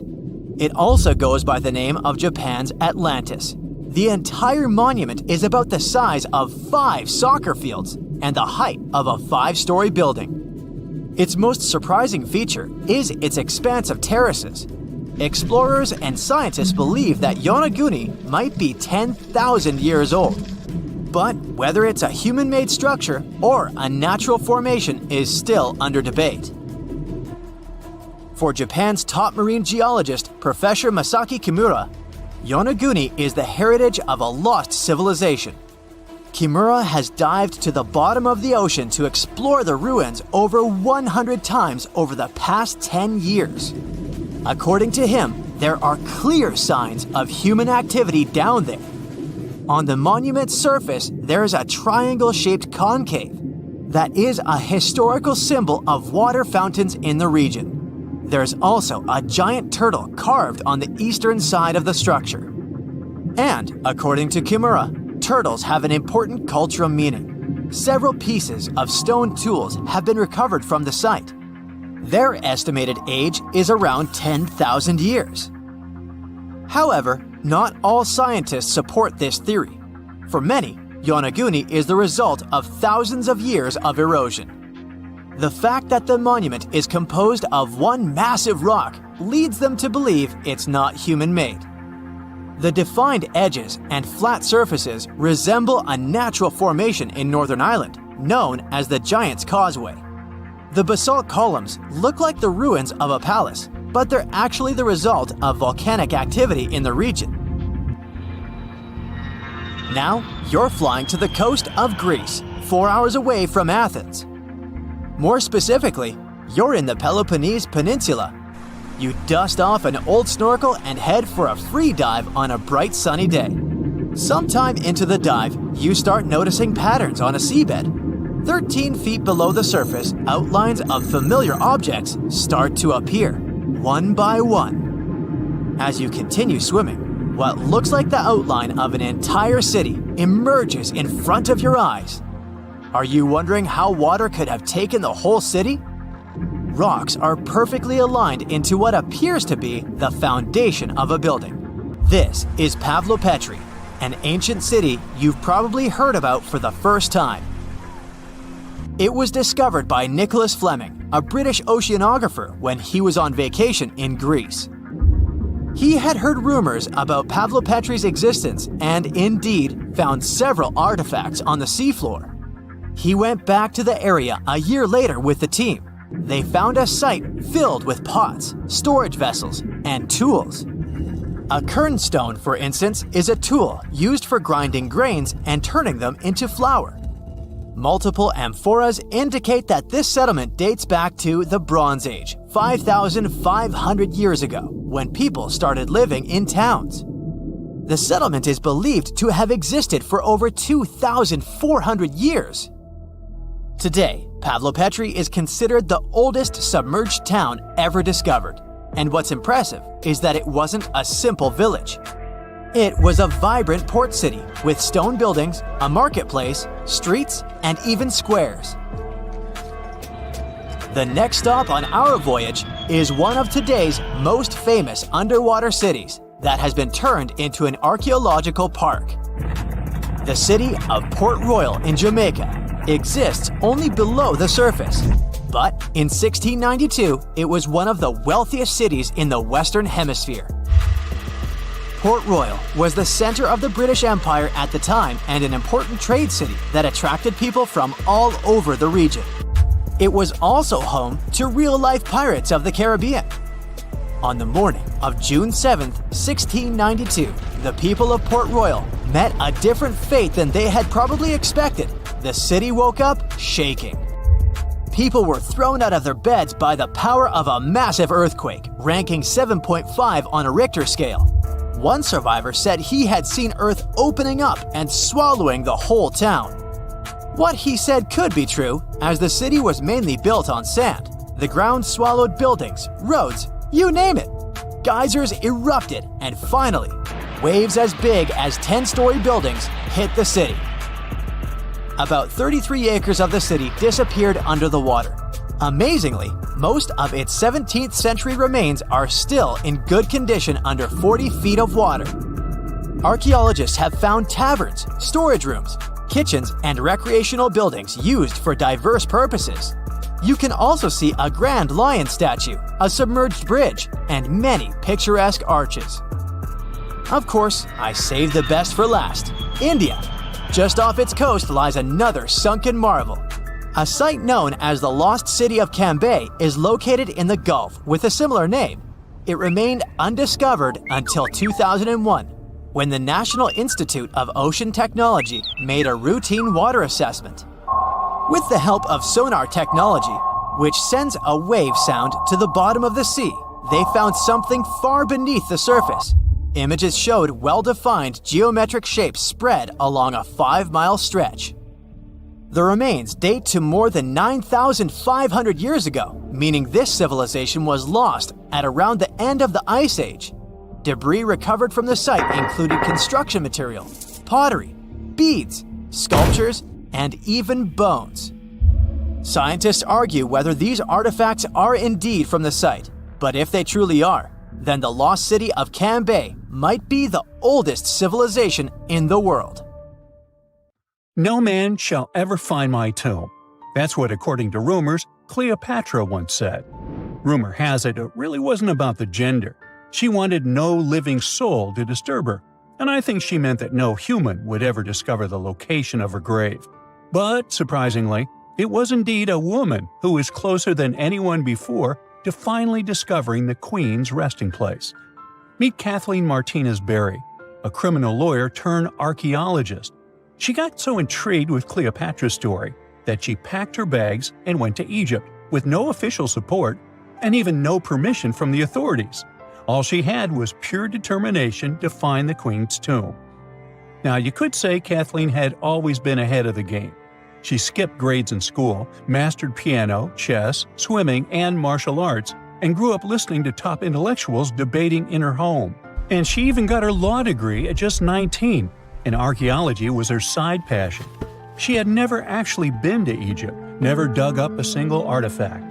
But her fascination with Cleopatra went all the way back to an argument with her father in 1990. That day, she walked into his library looking for a copy of Antony and Cleopatra by Shakespeare. Her dad, Fausto Martinez, a professor and legal expert, casually called Cleopatra a seductress. Kathleen wasn't having it. She fired back, arguing that history had been totally unfair to Cleopatra. The Romans, she said, wanted to destroy her reputation, and for centuries, people had just believed their version of the story. The debate went on for hours, and in the end, her father admitted maybe he had judged Cleopatra too harshly. That conversation changed everything for Kathleen. From that day on, she read every ancient text she could find, especially Plutarch's account of Cleopatra and Mark Antony. The more she learned, the more convinced she became that Cleopatra wasn't just some queen who fell for the wrong guy. She was a genius, playing a dangerous political game to keep Egypt independent. And the more she read, the more she started thinking, what if everyone had been looking for Cleopatra's tomb in the wrong place? That thought stuck with her. When she was caring for her second child, she earned a master's in archaeology. Multitasking. That reignited an obsession that would take over her life, uncovering the truth about Cleopatra. Even though most experts believe that Cleopatra's tomb, along with the final resting place of 13 other Ptolemaic rulers, lies somewhere beneath modern-day Alexandria, Dr. Martinez has a different idea. She believes Cleopatra was buried at Taposiris Magna, an ancient temple dedicated to Osiris, the Egyptian deity of the afterlife. But she still needed an ancient foundation plate. These plates, about the size of a smartphone, were placed beneath important temple structures and often contained inscriptions explaining when and why the temple was built. If she could find a plate that confirmed the temple was dedicated to Isis, Cleopatra's patron deity, she'd have solid proof that this was the right place to look. Nothing could deter Martinez. She excavated the entire temple site, digging deeper than anyone before her. Her team found coins with Cleopatra's name and face stamped on them. It meant Cleopatra had a direct connection to this site. Then, they uncovered something even more interesting. A tunnel used to bring water to people, leading straight from the temple into the Mediterranean Sea. So, if parts of the temple had already sunken into the water, could Cleopatra's tomb be down there too? Martinez needed proof to convince Egyptian authorities to let her search underwater. And, against all odds, she found the missing foundation plate. On it, the pharaoh offered a large area of Nubia to deity Isis. That was it, the confirmation she needed. The temple was indeed dedicated to Isis, proving her theory wasn't just speculation. If one temple was on land, Martinez suspected the second temple, possibly Cleopatra's tomb, had collapsed into the sea. She needed help from experts in underwater archaeology, so she reached out to Robert Ballard, the guy who discovered the Titanic. With support from the Egyptian authorities, she and her team began exploring the waters off the coast of Alexandria. And what they found was mind-blowing. Underwater, they discovered massive stone structures, some standing 6 to 10 feet tall, right where the coastline would have been thousands of years ago. They also found basalt blocks, the same material used in the statues from the first temple. That meant one thing: those weren't just random rocks. They were the remains of a lost city, buried beneath the sea for centuries. Now, we can only wait and see whether Martinez and her team will be able to unravel one of the greatest mysteries of the past left by the outstanding woman that was Cleopatra. Here's some backstory. After her father, Ptolemy VII, passed away, Egypt's throne went to both Ptolemy VIII and Cleopatra, or so it seemed. Cleopatra, just 18 at the time, allegedly married her 10-year-old brother. Yeah, ancient royalty had some different customs, though there's no solid proof of that. But sibling love didn't last long. Young Ptolemy decided he wanted all the power for himself and tried to push Cleopatra out. Forced to flee the country, she didn't just sit around feeling sorry for herself. She raised an army, ready to march back and take what was hers. That's how, at 21, she was already in the Sinai Desert, leading an army and planning her return to the throne. Now, by that time, Cleopatra had already been locked in a powerful political, and not only political, alliance with Julius Caesar. In June 47 BC, she gave birth to a son, Ptolemy Caesar, better known as Caesarion, who, many believe, was Caesar's child. But that didn't stop her from playing by Egyptian royal rules. And her husband number 2, her other brother, Ptolemy XIV. Yep, despite her ongoing affair with Caesar, Cleopatra married yet another sibling, because, in her world, keeping the throne in the family was the name of the game. Now, marriage aside, Cleopatra's bond with Caesar stayed strong. She even traveled to Rome with Ptolemy XIV for a state visit. But instead of playing the role of a dutiful queen, she stayed in Caesar's private villa by the Tiber River. But after Julius Caesar lost his life in 44 BCE on the Ides of March, Cleopatra's political standing became shaky. To make matters worse, her brother-husband Ptolemy XIV passed away soon after, and some suspect Cleopatra had a hand in it, leaving her as the sole ruler of Egypt. Meanwhile, back in Rome, Mark Antony was rising to power as Caesar's presumed successor. Wanting to size up the Queen of Egypt, he summoned Cleopatra, and she did not disappoint. Sailing into town on a lavish barge dressed as a deity, Cleopatra made quite an entrance. Antony was instantly mesmerized, so much so that he left his third wife back in Rome and followed Cleopatra to Alexandria, where their relationship turned into a full-blown royal affair. The two had 3 children together. Together, they waged war against Caesar's adopted son, Octavian, in a battle for control of the Roman Empire. The last time the queen was seen, she was in her mausoleum, dressed in full royal splendor, diadem on her head, lying on what Plutarch called a golden couch. When Antony and Cleopatra lost at Actium, Octavian's forces marched into Alexandria. Cleopatra apparently knew the end was near, so she locked herself inside her mausoleum, surrounded by gold, silver, pearls, and priceless art. Those were the treasures she threatened to burn rather than let the Romans take them. Antony, meanwhile, wasn't going to let the Romans capture him alive. He wounded himself with his own sword, but before he passed away, he was carried to Cleopatra's side. She held him as he took his last breath in her arms. A little over a week later, Cleopatra made her own choice. Rather than face humiliation as Octavia's prisoner, she ended her life. Legend says it was the bite of a deadly asp, though history isn't quite clear on that. At the time, Cleopatra was only 39. Sounds like a rather full life to me. For more than 3,000 years, the gold mask of Pharaoh Tutankhamun stayed hidden in the Valley of the Kings. This artifact, which stands about 21 inches tall, shows how skilled and artistic the ancient Egyptians were. But nobody expected that X-rays would reveal its biggest secret. King Tut was the last ruler of his family during the 18th dynasty. He took the throne at just 9 years old, but ruled for only 10 years before he passed away unexpectedly. If we're being honest, back in ancient Egypt, he was mostly forgotten by the rulers who came after him. His tomb wasn't a big deal for them, so much so that even the grave robbers forgot about him. It might sound a bit sad, but the truth is that it was actually great news for us. Since his tomb was practically forgotten, it ended up being perfectly preserved. While the other tombs in the Valley of the Kings were looted, his remained sealed and untouched. So when it was discovered back in 1922, it had over 5,000 precious objects inside. That made Tutankhamun basically an instant celebrity and one of the best-known pharaohs nowadays. Among the treasures was the most stunning piece, his golden mask. This mask is said to be an exact image of the king's face, or at least it was supposed to be, but we'll get to that later.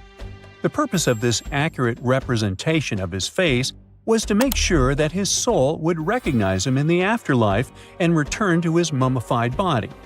In ancient Egyptian beliefs, this would allow him to continue living in the afterlife. The details of the mask clearly looked incredibly difficult to create, but people didn't realize how complex it truly was until many years later. The first X-rays of the mask were taken in 1967. Back then, the main reason for these scans was practical – conservation. The mask was heading to Paris for an exhibition, and it was the first time it had ever left Paris. This would help them keep track of any changes during the exhibit. Plus, the images could give clues about how the mask was made, but back then, they probably didn't fully realize just how complex its construction was. I mean, Egyptian goldsmiths didn't use modern soldering techniques. So, how did they make this mask? New X-rays taken in 2007 gave us some answers. It turned out the Egyptians didn't use pure gold, which is 24 carats. The mask was actually made of 23-karat gold, meaning it was mixed with another material. So specialists discovered that the gold sheets contained a small amount of copper, a reddish-brown metal. This was likely done to make the material more flexible and easier to shape. They would then shape the gold sheets by heating and hammering them over and over again. But there was one more secret inside the mask that wasn't discovered until 2015. The year before, the staff at Cairo's Egyptian Museum were working on the mask display when the long beard of the mask accidentally got knocked off. Another theory is that the beard had become loose over time and just fell off. Either way, the fact that King Tut's beard came off caused a lot of stress. After all, we're talking about one of Cairo's biggest tourist attractions, so the experts had to fix the problem quickly. The restoration process started with a detailed recording of the mask's condition. To do this, they had to take a full three-dimensional scan of the artifact. And, by accident, they found something very interesting in the mask. Inside the royal beard, there is a gold tube, an intriguing structure that the Egyptians likely used to attach the beard to the rest of the mask. And that proved, once again, that the process of making this mask was even more complex than experts thought. But the mysteries don't stop there. Remember how we mentioned that the mask was thought to perfectly represent King Tutankhamun's face? Well, that might not be entirely true. Some popular theories suggest the mask was never meant for him and was actually made for someone else. A study published in 2015 suggested the mask was originally made for a female pharaoh, his supposed stepmother, the famous and beautiful Egyptian queen Nefertiti. The biggest clue comes from an inscription on the mask. At first glance, it seemed to belong to Tutankhamun, but after a close examination, researchers noted that something else was actually written underneath King Tut's name. The royal name stamp seems to have been altered, and originally it had something written on it that translates to Queen Nefertiti. There is another feature of King Tut's golden mask that was overlooked for years, which adds even more mystery. As we mentioned earlier, experts believe he wasn't respected much by the pharaohs who came after him. And one of the clues that made archaeologists think this is the pierced ears on the mask. Some researchers believe that King Tutankhamun wouldn't have worn earrings after he was a kid. So, according to their theory, by the time he passed away at 18, he shouldn't have been represented with pierced ears. This could also support the idea that the mask originally belonged to Nefertiti, or maybe to someone who wasn't even connected to King Tut. But the mask isn't the only source of mystery. In fact, his whole tomb is full of puzzles. Recently, historians found a sign that the place where King Tut was supposed to be buried was changed at the last minute. For years, experts wonder why a pharaoh who ruled for 9 years ended up in such a simple tomb. When compared to the grandeur of other pharaohs' tombs, his tomb seemed, well, a bit plain. The idea that a king like Tutankhamun would have such an unremarkable resting place just doesn't match up with the power and importance he must have had in ancient Egypt. So, what happened? Well, apparently, this might have something to do with his successor, Pharaoh I. After King Tutankhamun passed away, researchers believe that I made sure to erase him from Egypt's history. So, one theory suggests that he was probably behind the quick decision to place King Tut's body in a smaller, less impressive tomb. When experts looked at I's own tomb, they found something interesting. There is a large wall covered in painted baboons. This is the same type of artwork found in Tutankhamun's tomb. It seems like the same person might have chosen the artwork for both tombs. Now, the design and decoration of the two tombs are almost identical, suggesting there was a shared hand behind both. But there is one key difference. I's tomb is fit for a king. It's much bigger and more impressive, even though the style and artwork are similar to what you see in Tutankhamun's tomb. So the theory suggests that I decided what went into both tombs. Since Tut passed away unexpectedly at a young age, his grand tomb wasn't finished in time. Normally, pharaohs start building their tombs while they're still alive to make sure everything is perfect. But Tut passed away when he was just 18, so there wasn't enough time. I may have taken advantage of the situation, ordering a smaller tomb for Tut and keeping a larger one for himself. Experts believe this theory explains why Tutankhamun's tomb is so simple and how I managed to wipe his memory from history so easily.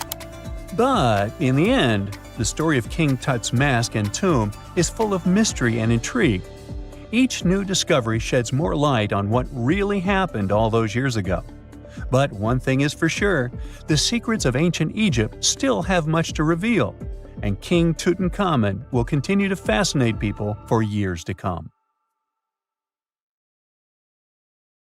The year is 1923. Two teenagers sneak out of their homes in the middle of the night in Florida City. Rumor had it that an old man was building a rock castle by himself. But every time someone tried to see what the old man was doing, he would stop working. The curious teens managed to sneak into Ed's backyard and saw something they could later describe as magic. They recalled seeing rocks moving around like helium balloons. The old man was moving up to 30 tons of stone by himself to build his castle. Even if he didn't allow anyone to see him working, he would proudly talk about it around the town. But whenever people asked how he was building a stone castle all on his own, he simply answered, "I cracked the secret of the pyramids." This story begins in Latvia, Edward Leedskalnin's home country. Edward was born in a small village on January 12, 1887. He was born in a family of stonemasons, which is probably where he learned ancient techniques of building. However, he grew up as a sickly boy, which meant he could never carry much weight or undergo heavy physical activity. At the age of 26, an unfortunate turn of events determined Ed's fate. The love of his life broke off their engagement, and heartbroken Ed decided to move to the United States. He lived in a couple of American states before finally moving to Florida, where his life's adventure started. Ed spent years searching for the right spot of land to build his dream house. He always rejected good farmland. When people wondered why, he only smiled. Finally, when he bought land of his own, it was deemed terrible by his close friends. The soil was bedrock. He could neither plow nor farm it, but it seemed perfect for what he was seeking to build. Ed's close friends would often describe him as eccentric. When asked why he wanted to build a house, he would only say, "It's for my sweet 16. Someday she's coming back." Then, he changed the topic of the conversation. It took Ed about 30 years to finish Coral Castle, and he did it all by himself. He would only work under the cloak of night and never let anyone see what he was doing. The completed Coral Castle embodies a number of unsolved mysteries. If you were to visit the site back then, you'd have to go through a 9-ton, 8-foot-tall revolving gate door that even a kid could push with just one finger. Ed was so proud of this door that he originally named the site Rock Gate Park. It was renamed Coral Castle only much later, after Ed's passing. Once inside, visitors would access the incredible wonders of Ed's constructions: towers, mystic symbols, furniture, and swing sets, all made entirely of monolithic blocks of stone. The stones are set on top of each other, using only their weight to keep them together. And believe it or not, the entire park gathers around 1,100 tons of stone. Today, if you visit Ed's living quarters, you'll even see the simple instruments he used to construct all of this: chisels, hammers, ropes, and pulleys. The type of work he did is difficult even with modern-day equipment, let alone without it. Coral Castle's main mystery lies in how Ed managed to do it. The only photograph of Ed Leedskalnin at work shows a simple leverage structure of a chain hoist attached to a wooden tripod. The tripod was made of old telephone poles with a small wooden box on top. What was in the box is, of course, a mystery. Unfortunately, he took his secrets with him, not sharing the truth of his work with anyone else. Yet, not all is lost, as there are many theories and speculation surrounding what could have happened there. One theory says that there is a harmonic grid inside the Earth's surface, something that would create anti-gravity spots around the globe. It's believed that Coral Castle was built in such a spot. This could explain why it took Ed so long to find land that pleased him. Maybe what he was looking for was a place that allowed him to experiment with anti-gravity forces. Yet, whenever Ed talked about his work, he would say he understood the laws of weight and leverage, and, sure thing, that he had cracked the secret of the pyramid builders. And what secret is that, you might ask? According to Ed himself, it has to do with magnetism. He even published a pamphlet called Magnetic Current. There, he explains that every object has magnetic particles inside of them. A person just needs to understand where they are located inside such objects. This way, objects can be lifted and moved around without much effort, just like moving something heavy as he moved out of that land. Of course, he took more than his toothbrush along with him. Ed decided to move the entire Coral Castle to another land 10 kilometers away from where he had built the park. Legend says he hired a truck driver and asked him to swear secrecy about what Ed intended to do. He asked the driver to look away while Ed loaded the truck by himself, moving all of the rocks without any help. With the truck loaded, Ed and his castle moved to Homestead, Florida, where the park is located until this day. In 1986, a group of engineers from Florida University was called to try to fix the park's gate entrance, the 9-ton revolving door that Ed was so proud of. They arrived with plenty of modern-day equipment, including a 20-ton crane. When the engineers took the door down, they noticed that Ed had used a strange circular stone at the bottom of the revolving door. The engineers couldn't understand how this frisbee-sized rock could withstand 9 tons of weight without breaking into pieces. They sent the rock to the geology department at the University of Florida, but the geologists simply returned the rock, saying they couldn't find a match of this rock in their databases. They couldn't determine its origin. The engineers put the 9-ton gate back into place, trying to use other techniques. At first, it didn't work without the base rock Ed had originally used. So, they had to cut the gate rock to make it work as a revolving door once again, proving that modern-day technology couldn't replicate what Ed had done single-handedly.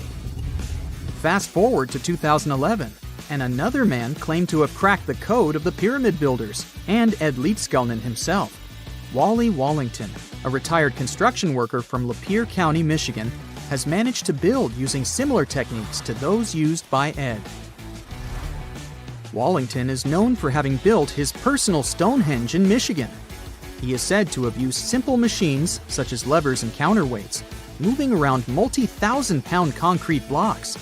Unlike Ed, Wallington has shared his techniques with the public. Multiple videos are showing the clever engineering he built from very simple materials. It sure is impressive. The man has moved his entire barn into another property just with the help of simple tools. However, there is no way to prove that these were the same techniques used to build Coral Castle.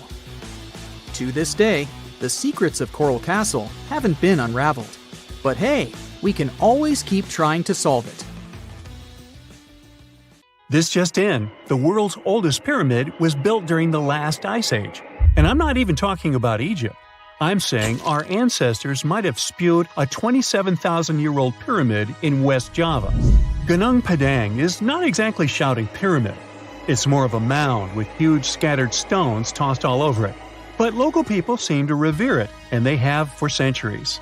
It wasn't until recently that the Indonesian authorities decided to excavate a bit deeper to see what all the fuss was about. They ended up finding the remains of a human settlement. It was rather unexpected, since the mound is pretty high up. This excavation could only prove there were humans in the area as far back as 45 BCE, which sounds reasonable. It was up to an Indonesian geologist named Donnie Hillman to prove that Gunung Padang is the world's first pyramid. He used all sorts of new technology to support his claim. Our guy used carbon dating, which digs deep into the earth and takes whole chunks of soil. He found layers and layers of constructions, like he was digging up Rome and finding ancient buildings buried in the ground. His research proved that there had been caverns and even rooms down there, which could only mean one thing: humans. As for the rocks located up in the mound, they were most likely strategically placed by the people who lived there back in the day. They needed a place to meditate, so they arranged things in a harmonious way. Their smooth surfaces wouldn't be the result of years of erosion, but the works of great sculptures, the Michelangelos of their day, let's say. If this is all for real, then human civilizations began way before we think they did. Our ancestors, the Paleolithic humans, didn't have what it took to be considered a civilization, especially not the tools and knowledge to build pyramids. They needed a lot of masonry skills, which weren't all that available during the last ice age. His peers don't share this view, though. They could believe Hillman's theory if he had found evidence such as charcoal and bone fragments, but he didn't. Flint Dibble, another archaeologist, says that without concrete evidence of human activity, there's no proof of an actual pyramid. In this case, all the data proves is that the soil in the mound dates back to 27,000 years ago. He thinks the rocks on top of the mound just slipped down the hill, like rocks normally do. Only a complex society would have managed to build a stepped pyramid like they claim it was. But according to Bill Farley, an American archaeologist, there's just no reason to believe there were any settlements in Indonesia during the last ice age. Now, just so you know, the oldest known ancient society with this kind of knowledge is probably 11,000 years old and used to occupy the region of modern-day Turkey. Take a look, Turkey's Göbekli Tepe.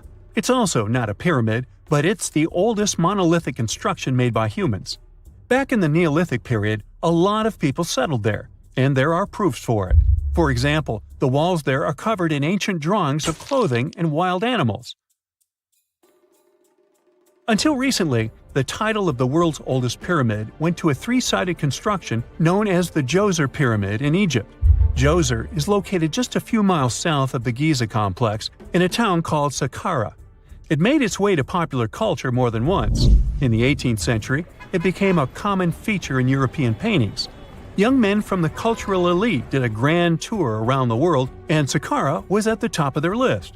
It was also featured in the video game Assassin's Creed, with a digital representation way more accurate than many historical drawings of the thing. That was kind of a big deal in ancient Egypt, to build pyramids for kings to spend their afterlives. And if you thought the Khufu pyramid was the oldest one in the world, well, Djoser was built 70 years ahead of that time. The development of new technology has allowed archaeologists to make groundbreaking discoveries, and a new, or should I say ancient pyramid in South America might win the title in dispute. It turns out that pyramids were also pretty fashionable in the Americas in the old days. Among them are the iconic pyramids of Guatemala's Tikal temple complex, the same ones that appeared in Star Wars No. 4. But to find the oldest pyramid in the Americas, one would have to travel to Peru.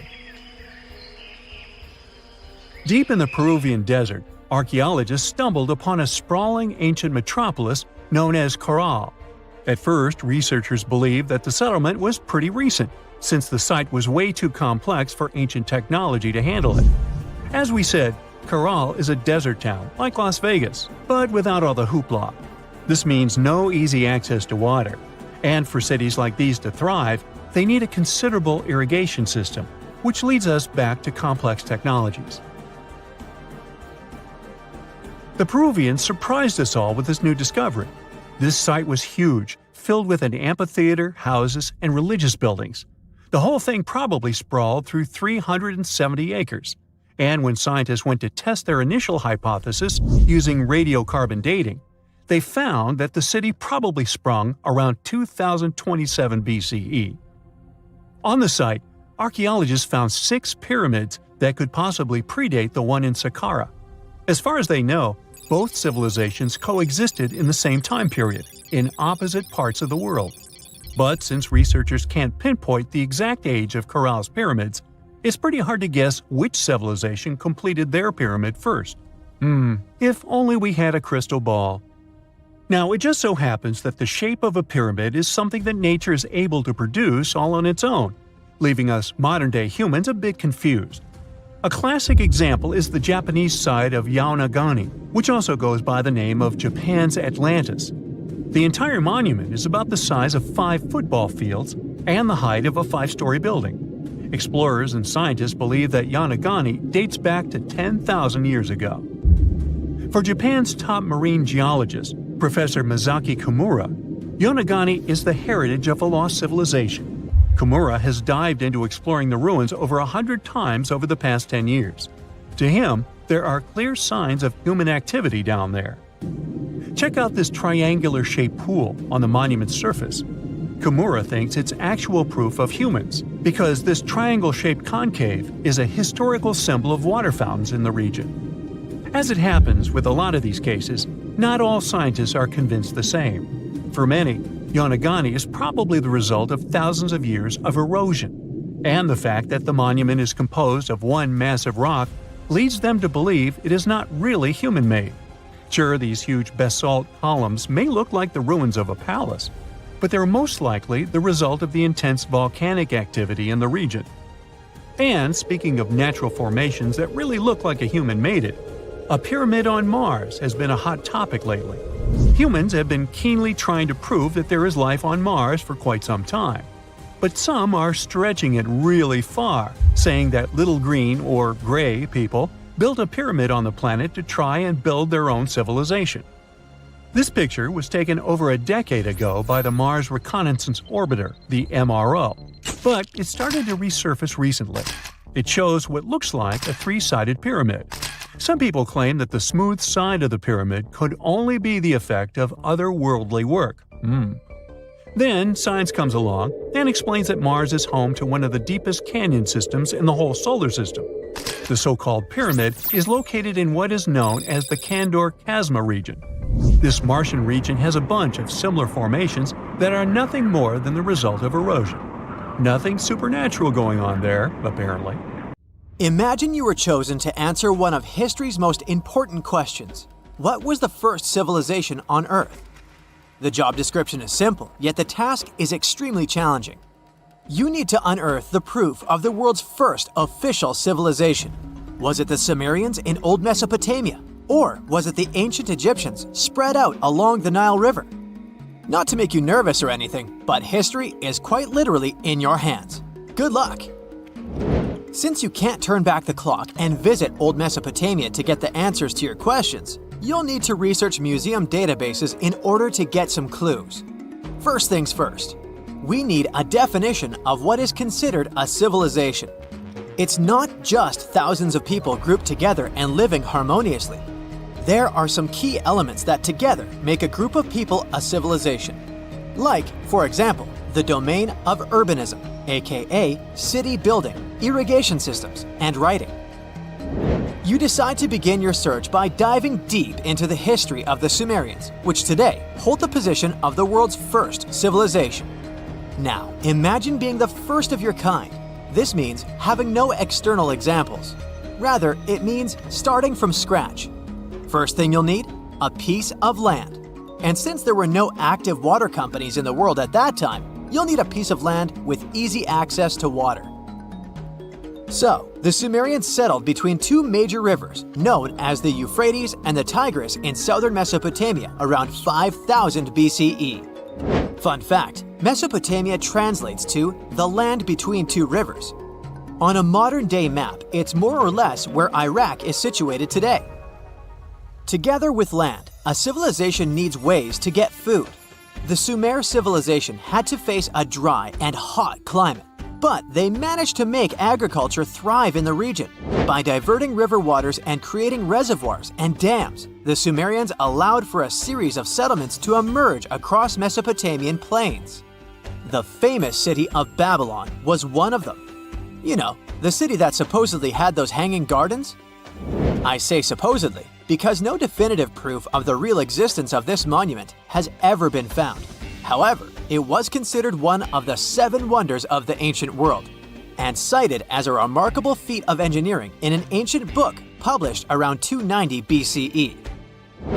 Although no record was found of the Gardens of Babylon, the Sumerians were recognized as extremely skilled builders. Their cities were filled with mud brick constructions, and the most impressive ones were known as ziggurats, stepped pyramids that were built for spiritual purposes. The Sumerians built a trade network to supplement scarce resources and started to exchange goods with civilizations rising nearby, like Anatolia and Egypt. The beginning of trade was what drove the Sumerians to develop what is believed to be the world's first writing system. It began as a simple system, likely dating back to 3400 BCE. In this system, each syllable was represented with a drawing. Later, it gradually evolved into a fully formed cursive writing system. Don't believe me? Take a look at this piece from the Babylonian times. This huge basalt plaque is called the Hammurabi Code. It's known to be humanity's first collection of written laws. As far as the story goes, it was carved in volcanic stone around year 1760 BCE. Look at the precision of these carvings. It's quite astonishing. But the content is also surprising, since these 282 rules vary from commercial regulations to strict laws of justice. The thing is, historians don't have a consensus on whether the Sumerians were really the first ones to invent writing. Some think it might have been old Egyptians. Let's pause here. Ancient Egyptian settlements are believed to have started around the year 5500 BCE, which is earlier than the Sumer civilization. But remember I said a civilization needed a few things before it was considered as such. Ancient Egypt consisted of several smaller city-states, such as Memphis, Abydos, and Thebes, spreading out along the Nile River. It wasn't until 3000 BCE that Egypt was unified under one kingdom and lasted as an empire until nearly 1000 BCE. Although there is no consensus on this, some Egypt experts believed that it could have been Sumerian immigrants that founded early Egyptian settlements. The proof could be the presence of cylinder seals made of hard stone, something that was widely used in Sumer. These seals were used to guarantee authenticity in legal transactions, but it's hard to say whether this method was introduced by Sumerian immigrants or simply by trade. Since the time period is not one of the criteria we can use to determine who came first, we'll have to turn to something else. But what? Like the Sumerians, the Egyptians were also highly skilled builders. Duh, they built the famous Giza pyramids and many others all over their territory. In order to enhance their building techniques, they delved into developing a more profound understanding of mathematics. They developed a new form of measurement called the cubit, which was the equivalent of an arm's length. The Great Pyramid, for instance, is 440 cubits per 440 cubits. They were also innovative astronomers, combining their mathematical skills with attentive astronomical observation. They were the first civilization to use a 24-hour division of the day. And they even created a solar calendar, which was the first dating system in history to feature 365 days in 1 year. Okay, it's undeniable how impressive they were. But some experts say that the dispute has to be settled through the comparison of their writing systems. Hieroglyphic writing, the first Egyptian style of writing, is said to date back to 3000 BCE. It was a composition of over 700 symbols, which were carved in stone. For a long time, researchers believed that the Sumerian writing had come before Egyptian, but in a recent discovery made by Yale researchers claims otherwise. Archaeologists have discovered a panel of 4 signs that are believed to have been written around 3250 BCE. Oh, and they've also found another rock drawing depicting a pregnant elephant that can date back to 4000 BCE. Now, there's also a third possibility that fewer people seem to mention: the Indus Valley civilization, also known as Ancient India, located around the area of modern-day Pakistan and India. The Indus Valley civilization is also a contender for the oldest civilization due to the uncertain historical origins of the Hindu collection of texts known as the Upanishads. The Indus Valley civilization flourished around 3000 BCE, but Records show that people in the Indus Valley were trading with Mesopotamians as early as 3500 BCE. Now, wait a minute. How is it possible? No, they weren't time travelers. This isn't a sci-fi movie. There already were agricultural settlements in the area that were slowly growing into bigger cities, such as Harappa and Mohenjo-Daro. Ancient Indian cities were sophisticated, filled with baked brick homes built in a grid system. These ancient cities even had draining and sewage systems that connected most homes and used gravity to carry waste outside of the city. They were pretty advanced. They were also an extremely religious civilization, and Hindu beliefs were at the center of their practices. Despite that, their cities weren't filled with spiritual buildings. Actually, Mohenjo-Daro's most important building was a public bath. Interesting, huh? Now, why can't we know if they were the oldest civilization on Earth? Even if some historians suspect that the origins of the Indus Valley people can be traced back to 5000 BCE, there is no concrete evidence of this, only speculation. The best proof we have is the Upanishads. The Upanishads are texts filled with philosophy, mantras, and ceremonies. The thing is, part of Hindu practices included memorizing and passing down the wisdom of the Upanishads in oral form. So, it took a while before it appeared as a written script. Well, I'd say historians aren't really sure what was the world's first civilization. We can only guess at this point, but who knows what new discoveries might reveal. X-rays are a type of invisible radiation that can pass through our bodies and objects. They're very important in the field of medicine because they allow doctors to see inside our bodies without having to perform surgery. Now, let's dive into how X-rays work. They're a kind of electromagnetic radiation, just like light or radio waves. However, they have much higher energy than light, which makes them able to go through objects that light cannot. Imagine you have a powerful flashlight. If you try to shine it through a wall, the light won't go through because the wall is too thick. But these rays have enough energy to go through walls and even our bodies. The discovery of X-rays happened by accident in the late 19th century. A scientist was experimenting with cathode rays, which are a type of radiation. He was working in his lab and noticed that a nearby fluorescent screen started to glow, even though it was not directly exposed to the cathode rays. He realized that something invisible was causing the fluorescence, and he named it X-ray, because X is the mathematical symbol for something unknown. He continued experimenting with such rays and discovered that they could pass through many objects, like flesh and bones, but not through denser materials like metal. He also found that X-rays could create images on photographic plates, just like a camera takes pictures. The way this works is quite fascinating. Imagine you're standing in front of a bright light and you hold your hand in front of your face. Your hand blocks the light and you can't see through it. But if you place a sheet of tissue paper in front of your hand, some light will pass through, and you'll be able to see the outline of your hand. X-rays work in a similar way. When a doctor wants to take an X-ray of a part of your body, they will ask you to stand or lie down next to a machine.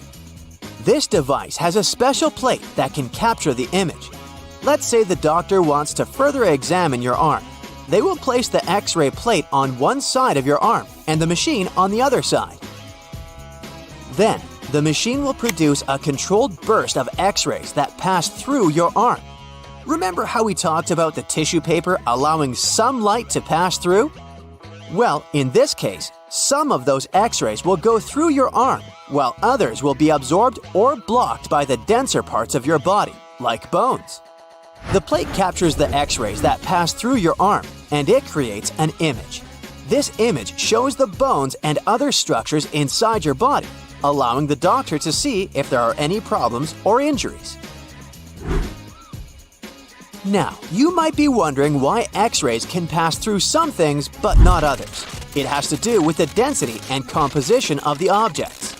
Denser materials like bones absorb more X-rays, so they appear white in the image.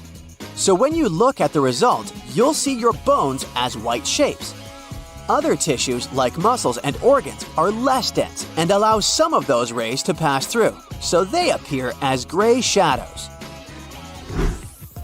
What if I told you there's a whole new way you can peek inside objects, but without using X-rays? I'm not talking about magic powers. Take a comfortable seat while I explain what muography is. This fascinating scientific technique allows us to see inside objects and even beneath the Earth's surface using a special type of particle called a muon. These elementary particles are very similar to electrons, but they're much heavier. They are created high up in the Earth's atmosphere when cosmic rays, which are particles coming from space, collide with the air molecules. Now, muons are special because they can pierce through different materials. They can pass through rock, soil, and even buildings. Scientists realized this potential back in the 1950s when they were studying cosmic rays and noticed that some of the particles could pass through thick materials. The first muography experiments took place in the 60s. Specialists discovered that muons can be detected using special devices called muon detectors.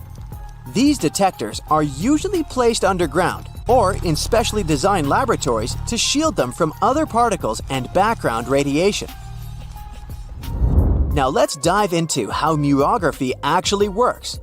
Imagine you have a large object, like a pyramid, a mountain, or even an ancient statue, and you want to see what's inside without damaging it. First, detectors are positioned around the object or in the area you want to examine. These detectors are sensitive to muons and can track their paths. When such a particle passes through a detector, it leaves a trace, like footprints in the sand. By collecting data from multiple detectors, scientists can reconstruct the paths. Here's where things get really cool. The Earth's atmosphere acts like a natural filter for muons. It turns out that the more massive an object is, the more particles it will block. So, if you have a large, dense object like a mountain, fewer muons will pass through it compared to a smaller, less dense object, like an empty box. This difference in the number of particles that reach the detectors can give us clues about what's inside the objects. Scientists use computer algorithms and mathematical techniques to analyze the data and create images. These images represent the density distribution of the object being studied. It's like creating a map that shows where the densest areas are and where there's gaps inside the object. The concept of muography is similar to using shadows to understand the shape and size of an object. Imagine you're standing in front of a bright light and you place your hand between the light source and a wall. You'll see a shadow of your hand on the wall. Based on the shape and size of the shadow, you can get an idea of what your hand looks like, even though you can't see it directly. This technique has been used to study various objects and structures. For example, scientists have used it to explore the inside of volcanoes and pyramids, and even to investigate the structure of mountains and the Earth's crust. With the help of this amazing technique, scientists have now uncovered new information about the Great Pyramid of Giza. They discovered something that had eluded tomb raiders for centuries. They found a hidden chamber. And guess what they named it? The Big Void. Yeah, I know, not the most creative name. They even used 3 different muon detection techniques just to be super sure that it was indeed a big, mysterious void inside the grandest pyramid of them all. Once news got out about this mind-boggling discovery, Egyptian authorities couldn't resist the temptation to explore further. So, they brought in an endoscope camera to confirm the existence of this epic void. So, they inserted a camera through one of the openings underneath the entrance, and voila! It revealed a corridor. More so, the corridor had a chevron ceiling. I can't help but imagine the ancient Egyptians using it as a cool dance floor. Another team of scientists decided to take another shot at scanning this newfound void. According to them, the Great Pyramid of Giza is a pioneer in the pyramid game. It used a technique called chevron to cover internal structures and keep them from collapsing. Now, why did the ancient Egyptians build this corridor and the grand void it leads to? One theory suggests that the corridor was built to relieve pressure inside the pyramid. Another theory says that the void could be a result of the pyramid's construction process. It could have been an internal ramp used to move roof blocks into position, and then it was left there or filled loosely with rubble. According to other enthusiastic explorers, there might be another burial chamber waiting to be discovered. They believe that the pyramids were built with a dash of randomness in the construction process. As the builders worked their magic, they realized that some chambers wouldn't be able to handle the weight of a majestic sarcophagus. So they made adjustments on the fly, creating new plans as they went along. Imagine working 7 days a week on a large-scale construction site. You, along with thousands of others, carry millions of stone blocks and put them on top of each other according to a complex system. You work without modern construction equipment. You have no air conditioning or constant access to water. It's so hot outside that you can fry eggs on the road. You've been building the pyramid for decades, and now, when it's finally done, you enjoy the result of the colossal work of thousands of people. You're looking at a giant cultural monument of global value that will freeze in time and amaze people for tens of thousands of years. A few thousand years have passed. People in the 21st century see the pyramids and are like, wow, I can't believe humans have built this. Yeah, the people who built the pyramids wouldn't have appreciated such a theory. But actually, there are reasons to believe that people built it using some fantastic technology. From the outside, it seems the Great Pyramids are just big triangles of stone. People just put some heavy blocks on top of each other, and that's it. In fact, the design seems too perfect to be true. The pyramid consists of more than 2 million blocks. They lay so close to each other and are so even that you couldn't squeeze even a thin sheet of paper between them. Scientists still can't figure out the exact technology for building the Egyptian pyramids. One of the biggest and most famous is the Great Pyramid of Giza. This huge construction, well known all over the world, has one big secret. There should be a capstone on top of the pyramid. It's a triangular-shaped stone block, a small pyramid on top of a huge one. It's also called a pyramidion. The builders of ancient Egypt made it out of granite and limestone and covered it with gold. No records or old drawings prove that there was a pyramidion at the top of the Great Pyramid of Giza. But there's another ancient Egyptian structure with such a triangle, the Red Pyramid.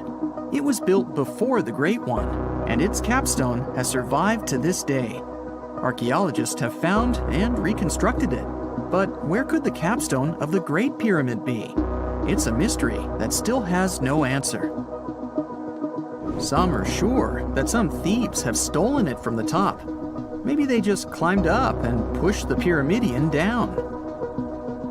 It makes perfect sense. The capstone was probably the most valuable element of the pyramid. Many scientists and archaeologists still don't know its exact purpose. Some believe that this peak covered with gold glorified the pharaohs.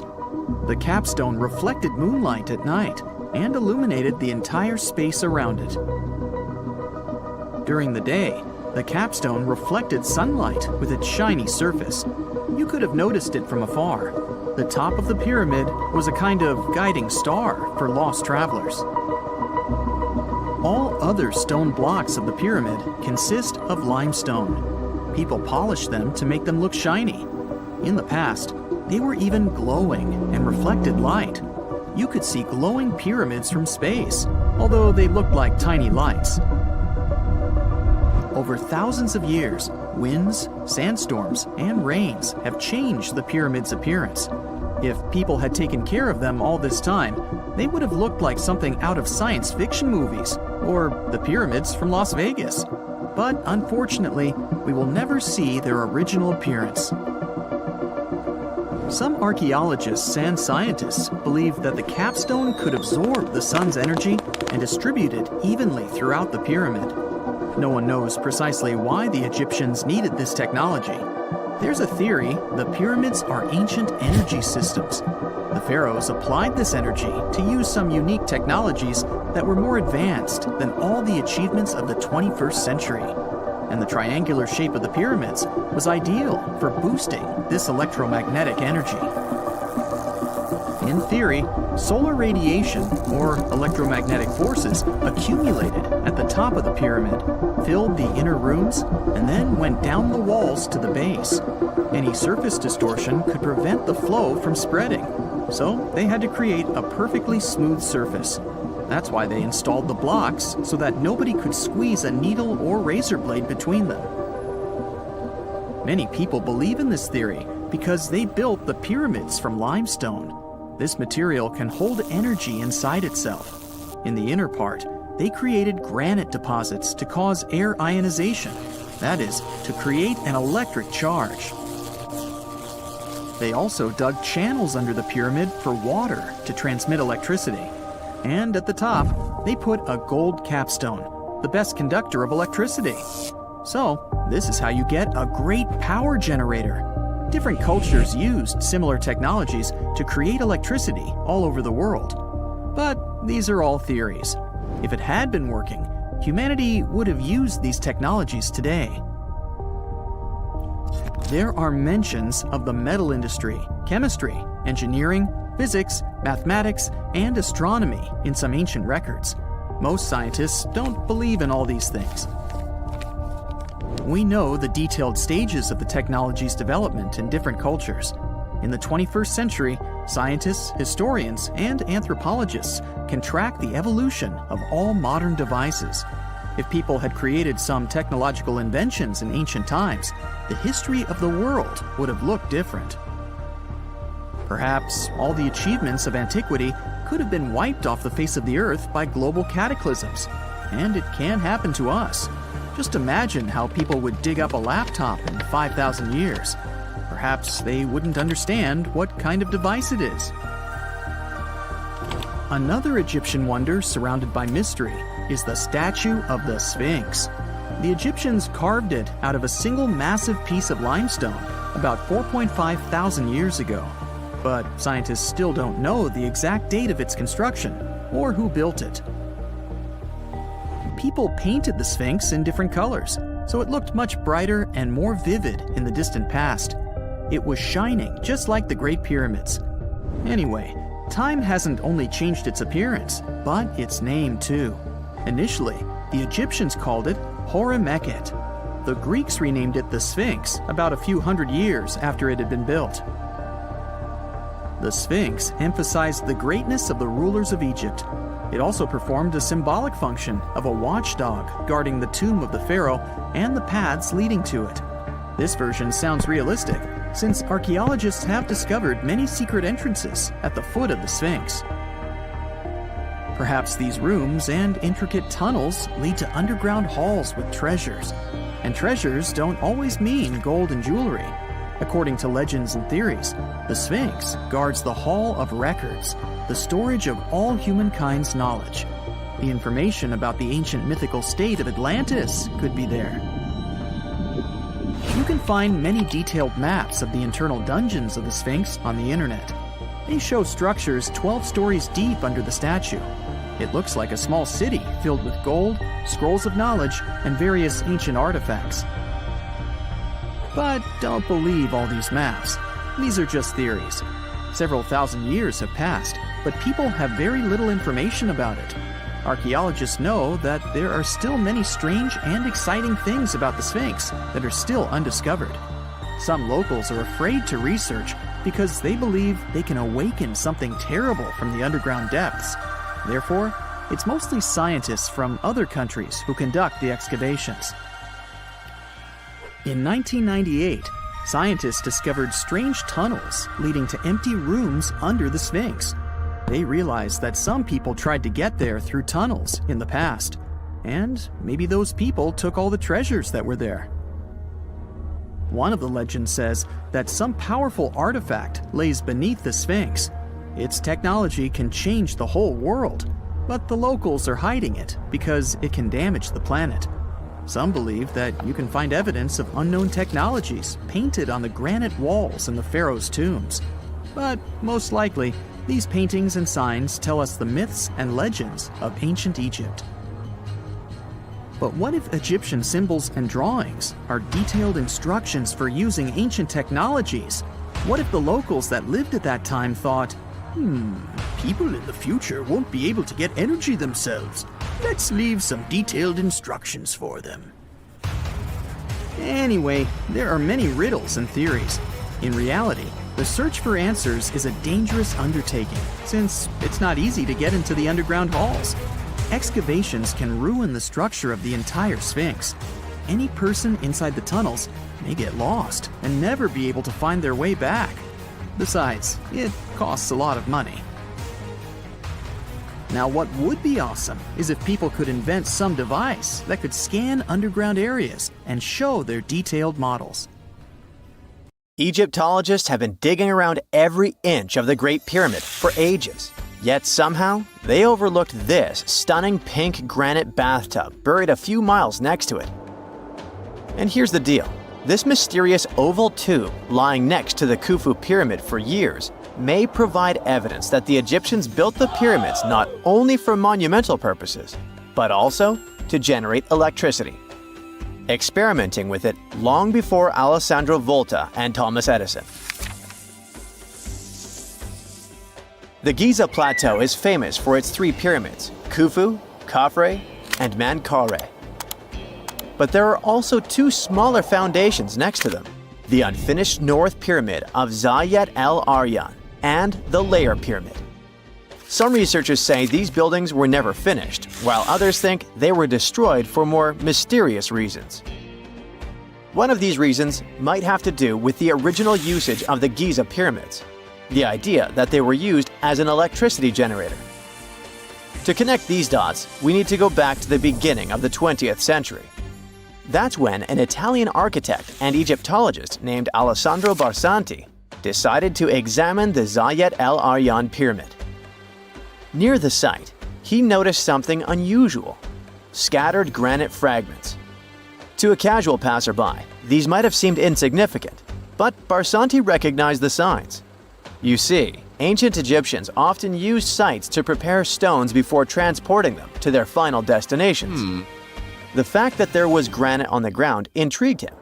Granite was a more expensive material than the limestone typically used for pyramids, which suggested that it might have been intended for an important and possibly hidden structure. At a depth of 68 feet, they encountered a huge pink granite block. He kept going with the excavations, and they revealed ancient inscriptions carved into the stones. They sent the drawing to experts, but no one could decipher what they meant. Were they instruction sets to something? That's when Barsanti made his biggest discovery. He found an oval-shaped vat carved from pink granite and polished to a mirror-like finish. The thing is, the vat had been carefully sealed. When they opened it, they found a thin black residue along the walls. I'm thinking something in the lines of a black oily substance. This discovery raised many questions for him. It didn't make sense to him that ancient Egyptians would go above and beyond to seal and protect this strange vat. By 1911, Barsanti had to abandon his effort to figure out what was the deal with that mysterious pit. But his findings intrigued researchers all over the world, and they've got their own opinions about it. One of these modern theories suggests that the other pyramids could have been used as a part of a bigger whole. It suggests that the Khufu pyramid was actually used as a water pump designed to irrigate the desert area. Apparently, the pyramid's internal chambers would function as a hydraulic system. In the 1990s, an engineer took this theory seriously and studied the pyramid's subterranean chamber. Surprisingly, he found actual signs of water damage.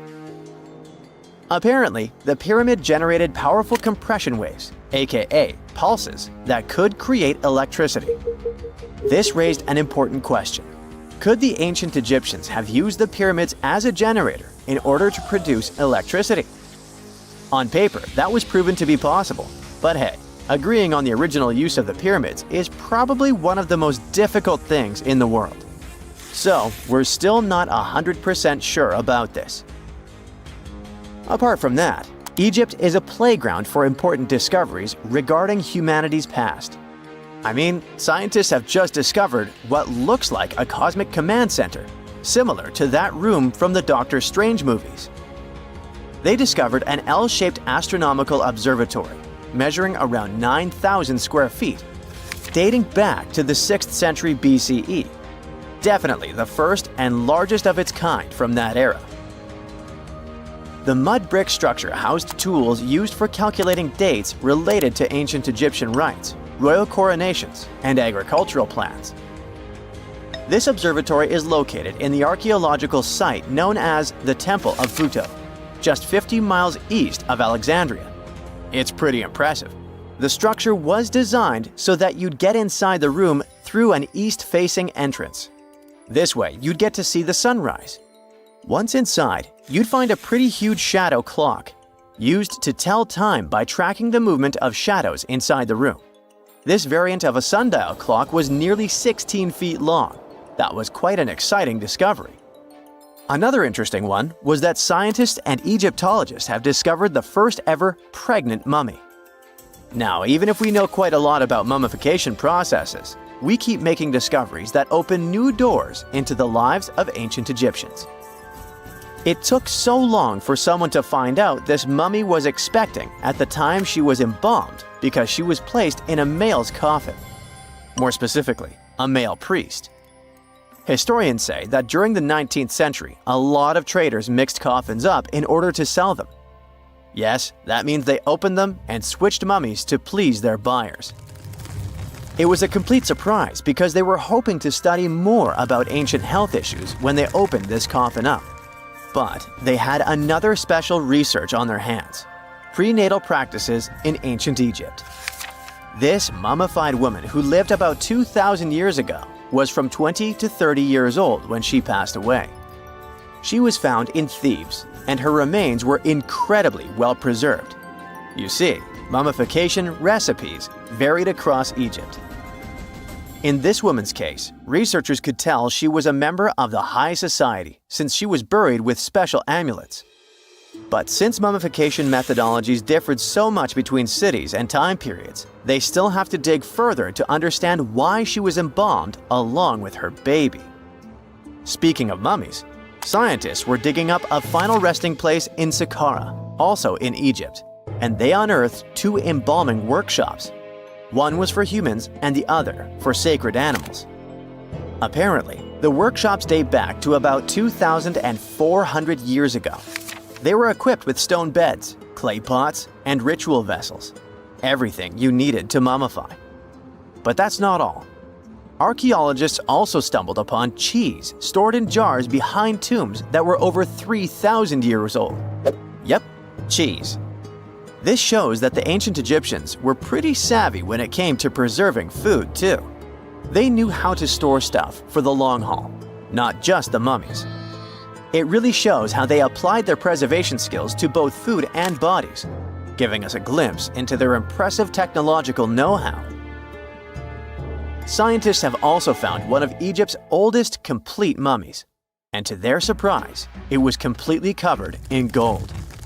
You see, Egyptian mummies covered in gold are already a rare thing, but they weren't expecting it to be the oldest one ever found.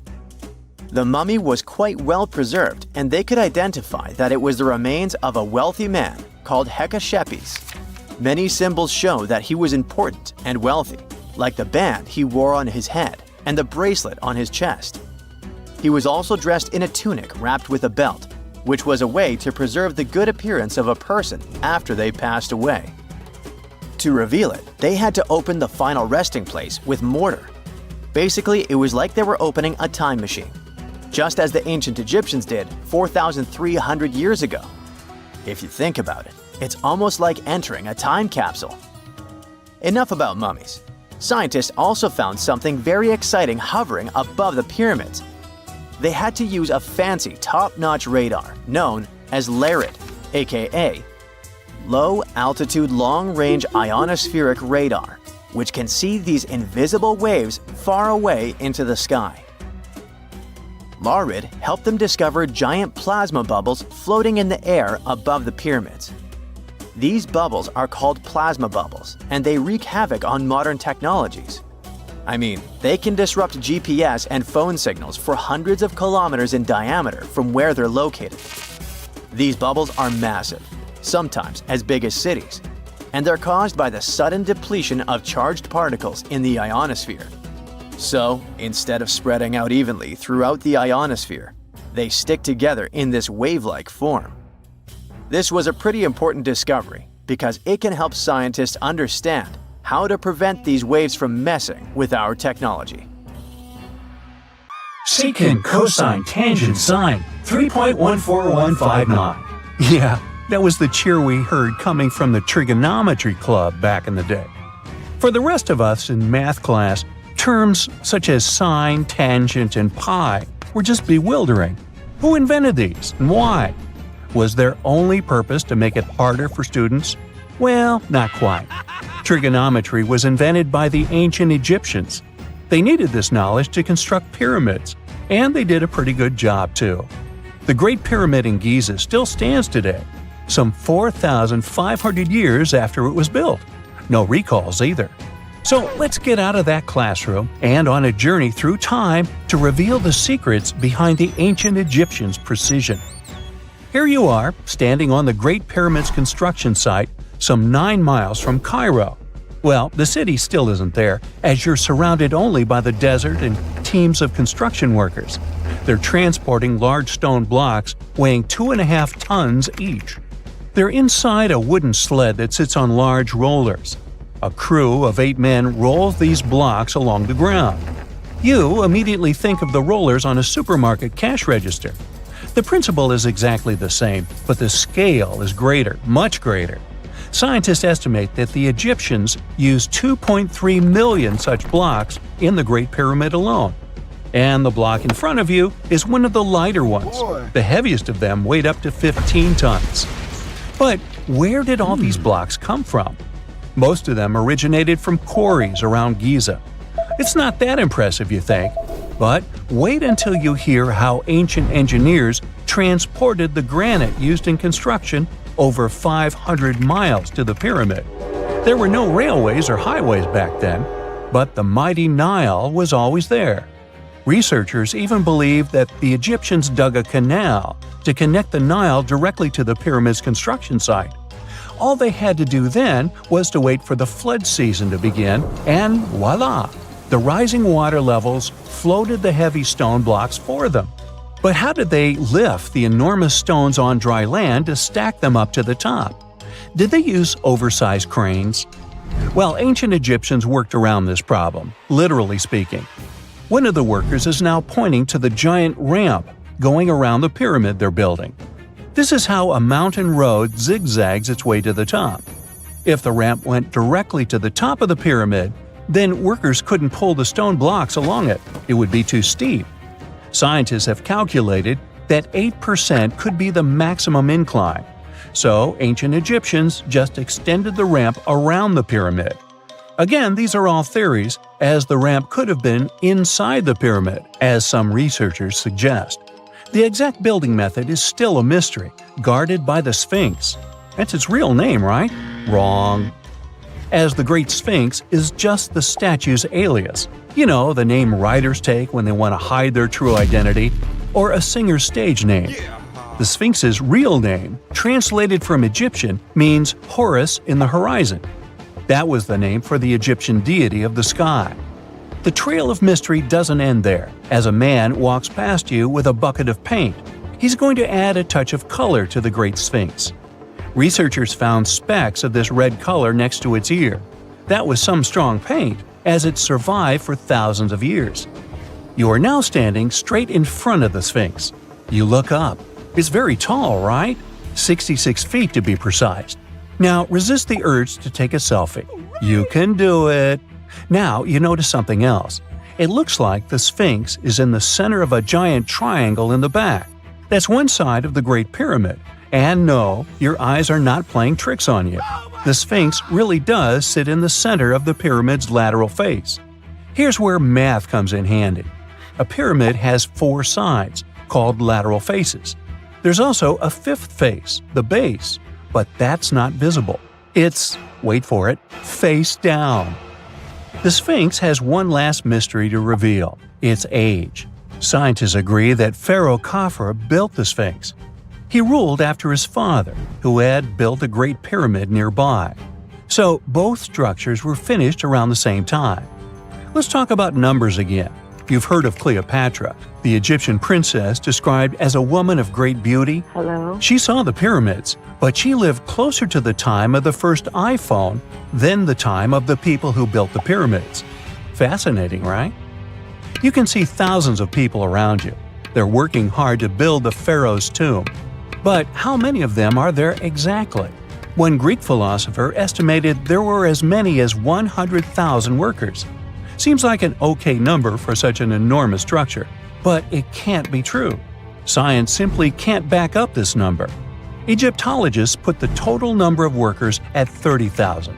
And yes, Indiana Jones was one of them, at least on the big screen, but he showed up late. Egyptologists know a lot about the pyramids, but not everything. Not because they don't want to, but because they haven't yet dug up enough evidence. They can only guess how the building process went. First, engineers would arrive to choose the right spot and do the necessary measurements. That's why they needed all that complicated math. Then, it's time for sourcing the material, the large stone blocks I mentioned earlier. When boats deliver them to the site of the future pyramid, workers can finally do their thing. They operated in smaller groups, but there were at least 2,000 of them chiseling and carving away at any given time. Sounds like a typical construction site today? Well, that's because it is, just thousands of years ago. It's amazing what ancient Egyptians were able to achieve with just copper and stone tools. The pyramid is now complete in front of you. But is it the same pyramid we see today? Why is this structure shining bright in the desert sun? Isn't it supposed to be a dusty yellow color? Well, no. Human activity and the elements have completely stripped the outer layer of stones over time. Expert craftspeople polished these blocks using nothing but stone and sand. The end result was a smooth and shiny rock. On the day it was completed, the Great Pyramid of Giza was a perfect triangle of light. Its polished sides acted like giant mirrors, reflecting the powerful Egyptian sun. This is the point where you should put your glasses on, and that shiny thing you see at the pyramid's very top is actually gold. The capstone at the top of the pyramid is called a pyramidion. It was covered in sheets of gold. As you can guess, these were the first stones to disappear. Let's make another stop before we get you back to your classroom. We travel to the British Isles, and no, Stonehenge isn't our destination. It is Newgrange in County Meath.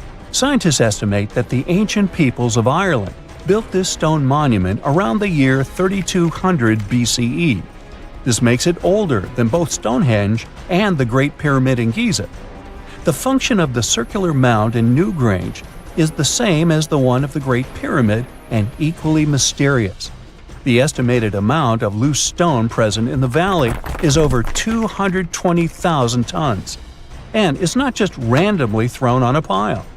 The order in which the stones are set makes the structure water-resistant. That would explain how Newgrange had survived for so long. Kinda makes you want to splash out the cash for that waterproof phone case, huh? Well, you're back in your school desk, but today's math lecture is the last thing on your mind. You're thinking about how great the Egyptian pyramids are, and if we have something similar today. It turns out modern engineers are just as impressed with the Great Pyramid as you are. There's a glass pyramid sitting in the main courtyard of the famous Louvre Museum in Paris.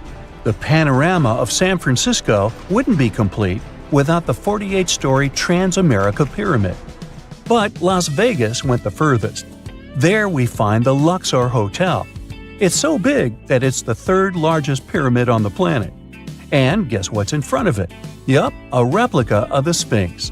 It's 110 feet tall, 2 stories higher than the one in Giza. Yeah, everything's bigger in Vegas. There are mysterious plasma bubbles floating around the pyramids of Giza. As bizarre as that might sound, let's get one thing clear right off the bat. There's nothing extraterrestrial going on here. Plasma bubbles are those weather anomalies that form in a layer of Earth's atmosphere called the ionosphere. This is an invisible layer surrounding our planet that stretches roughly from 50 to 400 miles above Earth's surface, right at the edge of space. In this layer, the sun, being the giant hot power that it is, basically cooks gases, splitting them into electrically charged particles called plasma. Here's where it gets interesting. At night, especially near the equator, these charged particles get disturbed, and when a bunch of them suddenly vanish at the same time, it forms what we call a plasma bubble. Imagine it like a big empty pocket where the plasma is missing or its quantity is lowered. But it's only considered a plasma bubble if this phenomenon occurs on a large scale, typically around 62 miles in size. If you're already packing your suitcase for Egypt and have put binoculars to look at the tips of the pyramids, I'm sorry to say that we can't see these plasma bubbles with the unaided eye. It's all happening way above our heads, completely invisible to us. Scientists need to use special equipment, like the Latitude Long-Range Ionosphere Radar, or LARID, to detect these bubbles. This advanced technology helps researchers track and observe the movement and formation of plasma bubbles in real time. This formation, by the way, can be triggered by solar storms. That brings us to November 2023, when an impressive solar storm occurred. On a scale from 1 to 5, this one was classified as a G3, which is considered a strong event. Solar storms occur when sunspots are basically cooler, darker areas on the sun's surface, release bursts of energy into space. These flares triggered several geomagnetic storms on Earth. While this might sound like doomsday stuff, it didn't disrupt our daily lives too much. In fact, it was great news for skywatchers, since the solar storm created stunning auroras, with the northern lights visible as far south as Greece and Turkey. But this particular storm in 2023 also had another interesting consequence. It caused the largest plasma bubble ever recorded by the Chinese radar. This phenomenon was so massive that it covered regions as far apart as the Egyptian pyramids and the Midway Islands in the Pacific Ocean. Now that's a huge distance, and it is a big deal for science. And that's because plasma bubbles are a growing threat to modern technology. Experts say they can disrupt satellite communications and GPS systems. So if you're using Google Maps or Waze and suddenly it can't figure out where you are, a plasma bubble might be to blame. Great. We now know what's going on with those bubbles, detected above the pyramids of Giza. But things get even weirder inside this ancient construction. Apparently, the Great Pyramid of Giza has the ability to concentrate electromagnetic energy within its interior. A couple of years ago, a group of researchers decided to see what would happen if they took this ancient architecture and hit it with radio waves. I mean, waves that are similar to the kind your phone uses, but on a much larger scale, up to 1,900 feet long. But since they couldn't just start blasting radio waves at the actual pyramid, they did the next best thing: computer modeling. Using these simulations, the researchers discovered something incredible. The Great Pyramid can actually concentrate electromagnetic energy within its internal chambers, as well as underneath its base, where an unfinished chamber is located. By concentrate, I mean something like trap it. For example, when you shout into a cave, you hear your voice echo back, right? The sound waves don't just disappear, they bounce around and get focused. Similarly, when radio waves hit the pyramid, they don't just pass through or around it. Instead, they get absorbed, bounce around, and focus inside and underneath the pyramid. Our list of mysterious phenomena surrounding the Egyptian pyramids doesn't end there.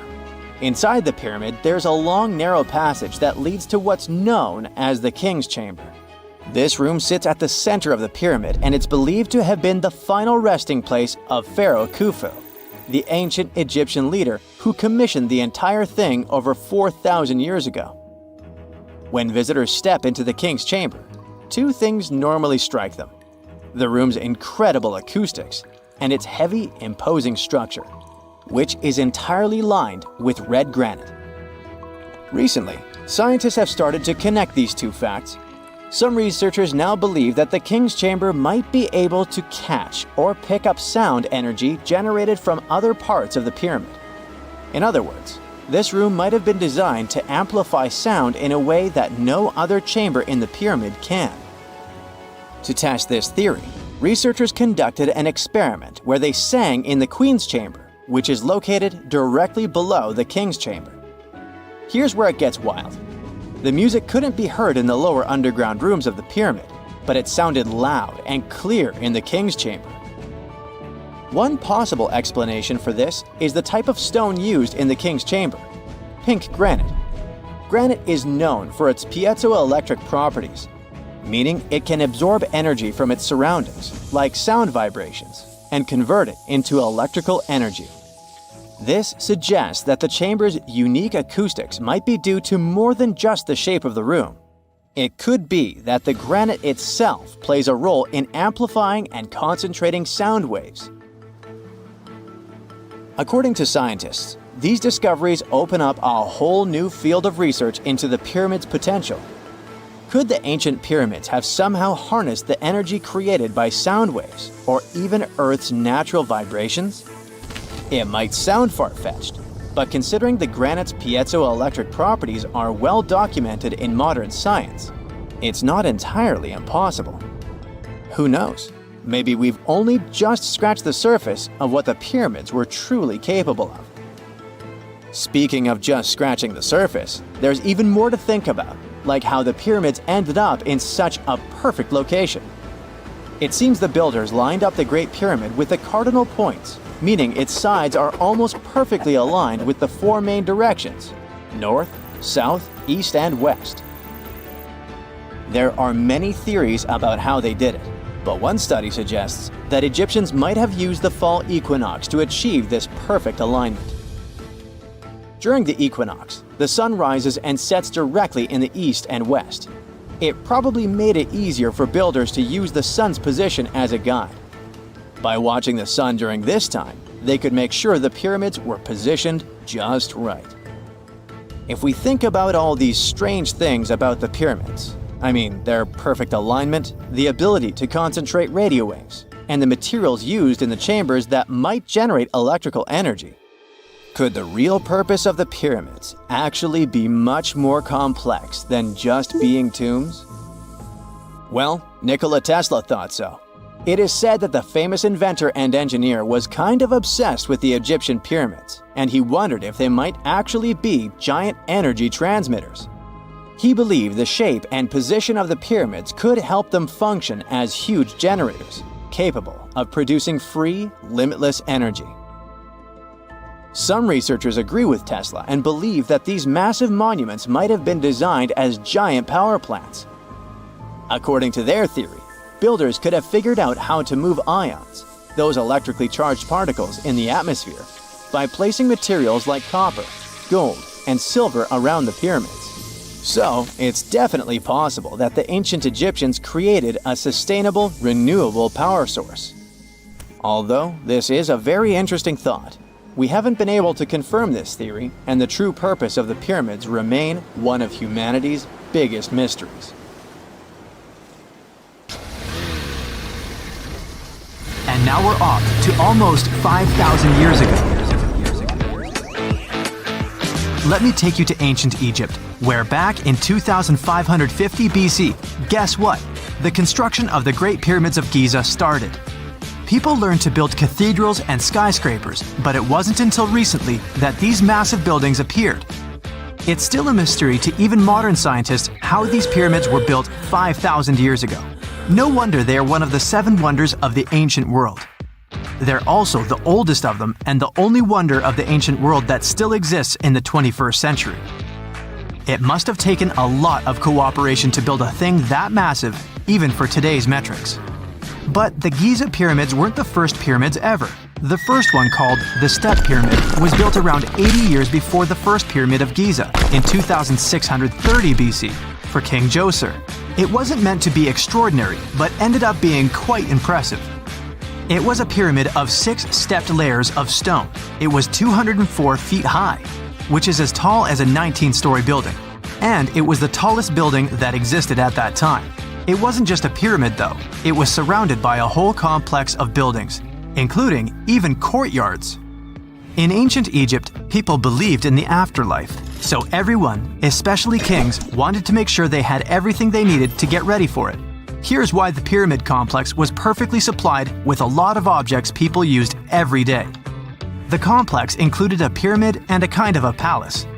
Those buildings had many things the king loved and might need one day, like furniture, food, and gold vessels. After Djoser, building pyramids became common practice, but many pyramids weren't finished.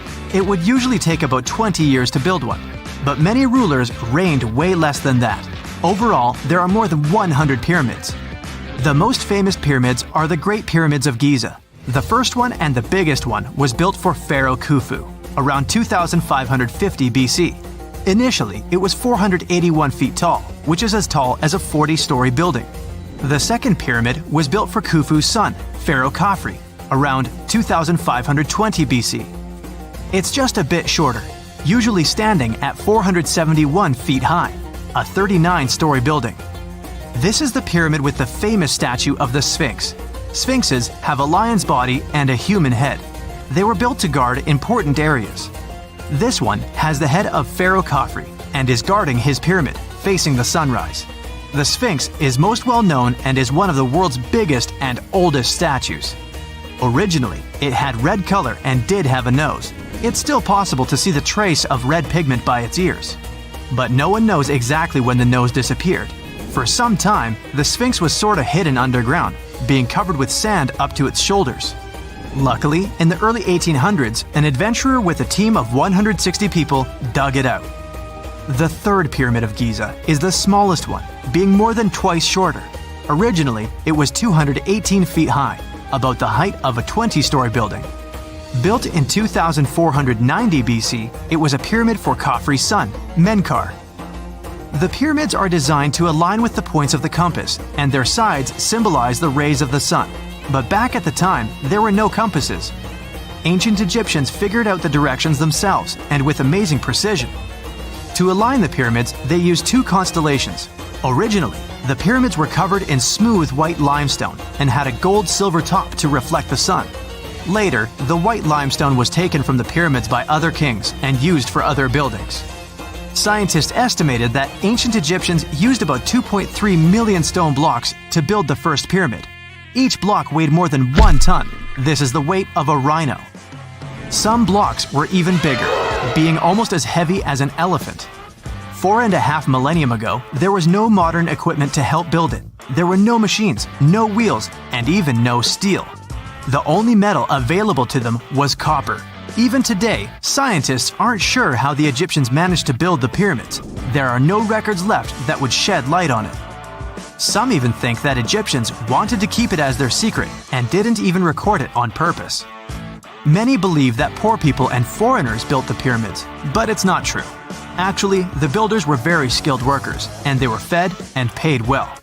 The archaeologists claim that the builders lived in a nearby temporary city and were a highly organized community with a strong leader. Scientists say that around 20,000 people worked on each pyramid complex, and it took about 20 years to build each. It probably was a national project. The construction site was large in resources, and food and essentials were likely to be contributed from all parts of Egypt. Even with all that support, it remains unclear how people managed to cut, transport, and assemble those huge stones. One of the theories suggests the stones were most likely transported on boats down the Nile River. Then, there was a harder part. They had to be moved to the construction site. For that, they probably used wooden sleds. It wasn't very hard to pull them because the sand mixed with the right amount of water was pretty slick. And 10 people could move a sled even with a rock weighing 1 ton pretty easily. Finally, one last problem. The stones had to be lifted and put into place. Archaeologists have discovered the remains of the ramps system that dates back to when the pyramids were built. Most likely, the Egyptians designed a unique system to move and pull huge stone blocks, but no one knows what it looked like exactly. The most common opinion is that there were several ramps around the pyramid to help move the blocks. The ramp was growing with the pyramid getting higher. They suppose people were walking up the stairs, pulling the stone on the wooden sled up in the middle on the sandy ramp. But this is just one of the options. Others say that the ramps were going around the pyramid. Some say the ramps were inside the pyramid. But we'll never know for sure, and it'll forever remain a mystery, just like the ancient Egyptians wanted. Surprisingly, there's not much inside the pyramids. Most of it is just solid stone with very little open space. But let's take a quick look inside the biggest of the pyramids of Giza.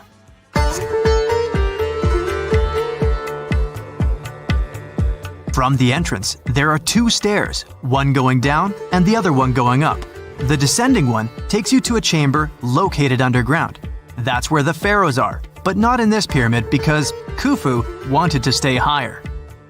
The underground room is partly unfinished. The room with Khufu's sarcophagus is called the King's Chamber. It's upstairs and then through the tall and long Grand Gallery.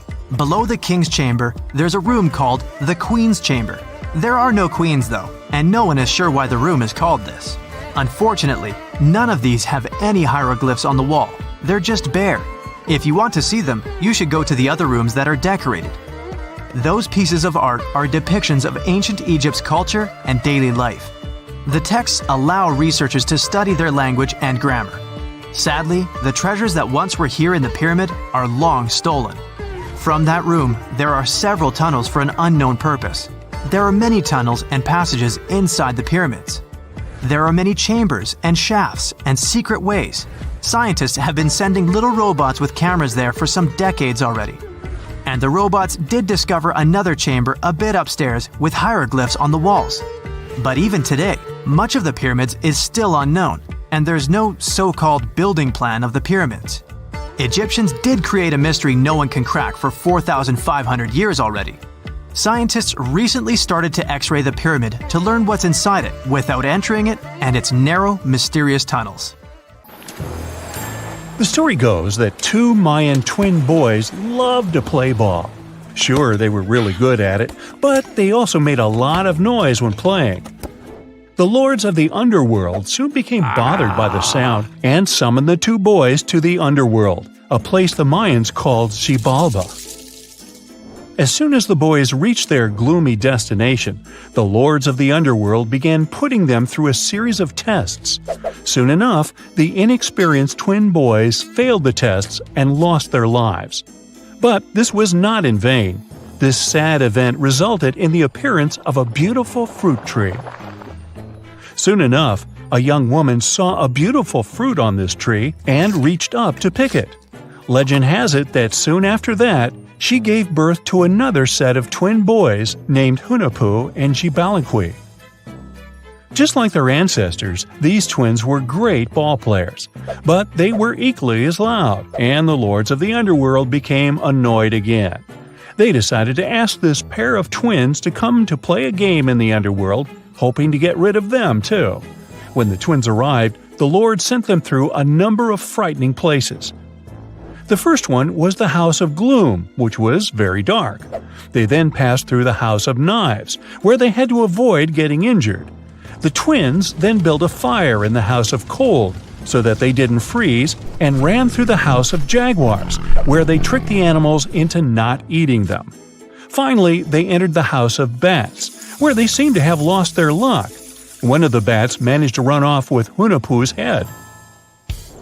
The lords then challenged the twins to play ball with them, but the boys were clearly at a disadvantage. Xibalbaqui placed a turtle on Hunahpu's shoulders to make up for his lost head, and they began playing. As the lords became distracted by an animal near the court, Xibalbaqui stole his brother's head and placed it back in its place. Much to the annoyance of the lords, the twins were now able to tie the game. Hunahpu and Xibalbaqui continued to perform a series of tricks for the lords of the underworld. One of them involved Xibalbaqui injuring Hunahpu and then bringing him back to life. The lords were so impressed by the twins' performance that they asked them to do the same trick on them. Of course, the twins agreed, but after performing their trick on some of the lords, they refused to revive them. Seeing what had happened, the lords of the underworld admitted defeat and begged for their lives, promising not to intervene in the lives of people ever again. Hunahpu and Xibalbaqui were happy to have avenged their ancestors and gained the respect of the lords. Legend has it that the lords of heaven were so impressed by the twins that they took them to live in the sky by turning them into the moon and the sun.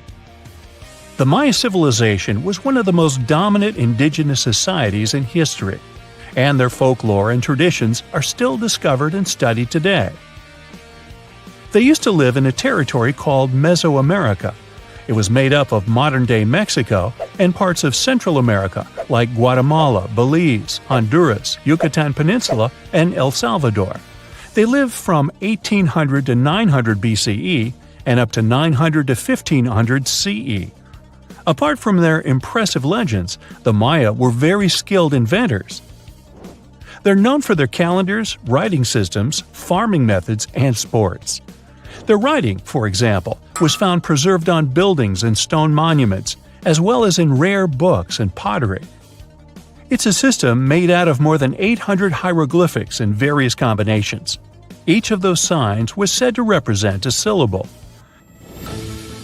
Their writing system was deciphered by accident by Tatiana Proskorakov, an American woman who initially studied to be an architect. Since she didn't find a job in her field, she eventually became a Mayanist in her own right, despite not being academically trained. She was the first to notice that the Mayan upended frog glyph meant birth, and that their toothache glyph meant the date when the king ascended to the throne. It made it easier for scientists to pinpoint birthdays, as well as the names of the rulers of a specific Mayan dynasty. They also invented the concept of zero, which is seen as one of the greatest innovations in mathematics, physics, and human history altogether.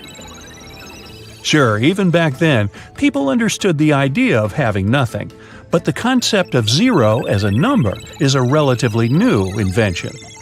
A fun fact about Mayans is that they really liked hats. The bigger your hat was, the more important you looked. Not only was it a sort of fashion statement, but it also made them look taller, which was a big deal for their aesthetic.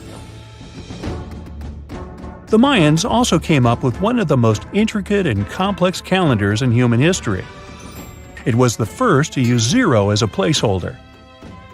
Their calendar ended on December 21st, 2012, which led some people to believe that it translated to the end of the world. Obviously, that was not the case. It just so happened that the date coincided with the end of a Mayan cycle of years. But you know, as advanced in science and astronomy as they were, they did make some mistakes. One of them was their belief that the world was flat. Their theory was that the four corners of the world were watched by the brother lords, who kept the sky from falling over their lands. Hats off for their menus, though, as they were well-known chocolate eaters. They turned eating chocolate into a form of art. The drink they made wasn't really like the hot chocolate we enjoy today, though. Their recipe included mixing cacao with water, honey, chili pepper, cornmeal, and other ingredients to make a foamy, spicy drink. The ritual of drinking cacao was a crucial part of their celebrations. We're not done discovering all the amazing parts of their architecture and civilization. It was only a few years ago that a Maya pyramid was found at Tonina, in the Mexican state of Chiapas. It was estimated to be more than 1,000 years old. The reason why it escaped archaeologists for so long was that it lay hidden under what was believed to be a natural hill. The ruins of two Mayan cities have been recently discovered in the Mexican state of Campeche. Why didn't we find them until now? Well, they were concealed by really thick vegetation, which made it difficult for archaeologists to reach them. The Mayans didn't just disappear. Their descendants are still around today, many of them choosing to live in their ancestral homelands. You can find them in Guatemala, for example, where the Maya people make up the majority of the population. Overall, the Maya ethnic group contains people that speak different Mayan languages, such as Yucatec, Quiche, Quechua, or Mopan. They had no idea what a spa day was, but the Mayans really enjoyed a nice sweat once in a while. Sweat lodges were discovered around ancient Mayan sites. They were built out of stone or adobe. These rooms were an essential part of their cleansing and healthcare rituals. One of the earliest sweat lodges was found in Quello in northern Belize and appeared to date back 3,000 years. One of the most important parts of the Mayan culture was a ball game which they named Pix. It had both political and spiritual significance. We can see ball courts at important parts of Mayan archaeological sites. The main goal of the game was to pass a rubber ball through a very high stone hoop without using your hands. Basically, it was a combination of soccer and basketball. However, it could have serious consequences. The loser could, at times, even lose his own life. Ooh, high stakes indeed. Because of this game and the need for bouncy balls, the Mayan people were some of the first cultures to use rubber. They made it using natural latex. There were different kinds of rubber depending on what natural substances the latex was mixed with. And that, my friend,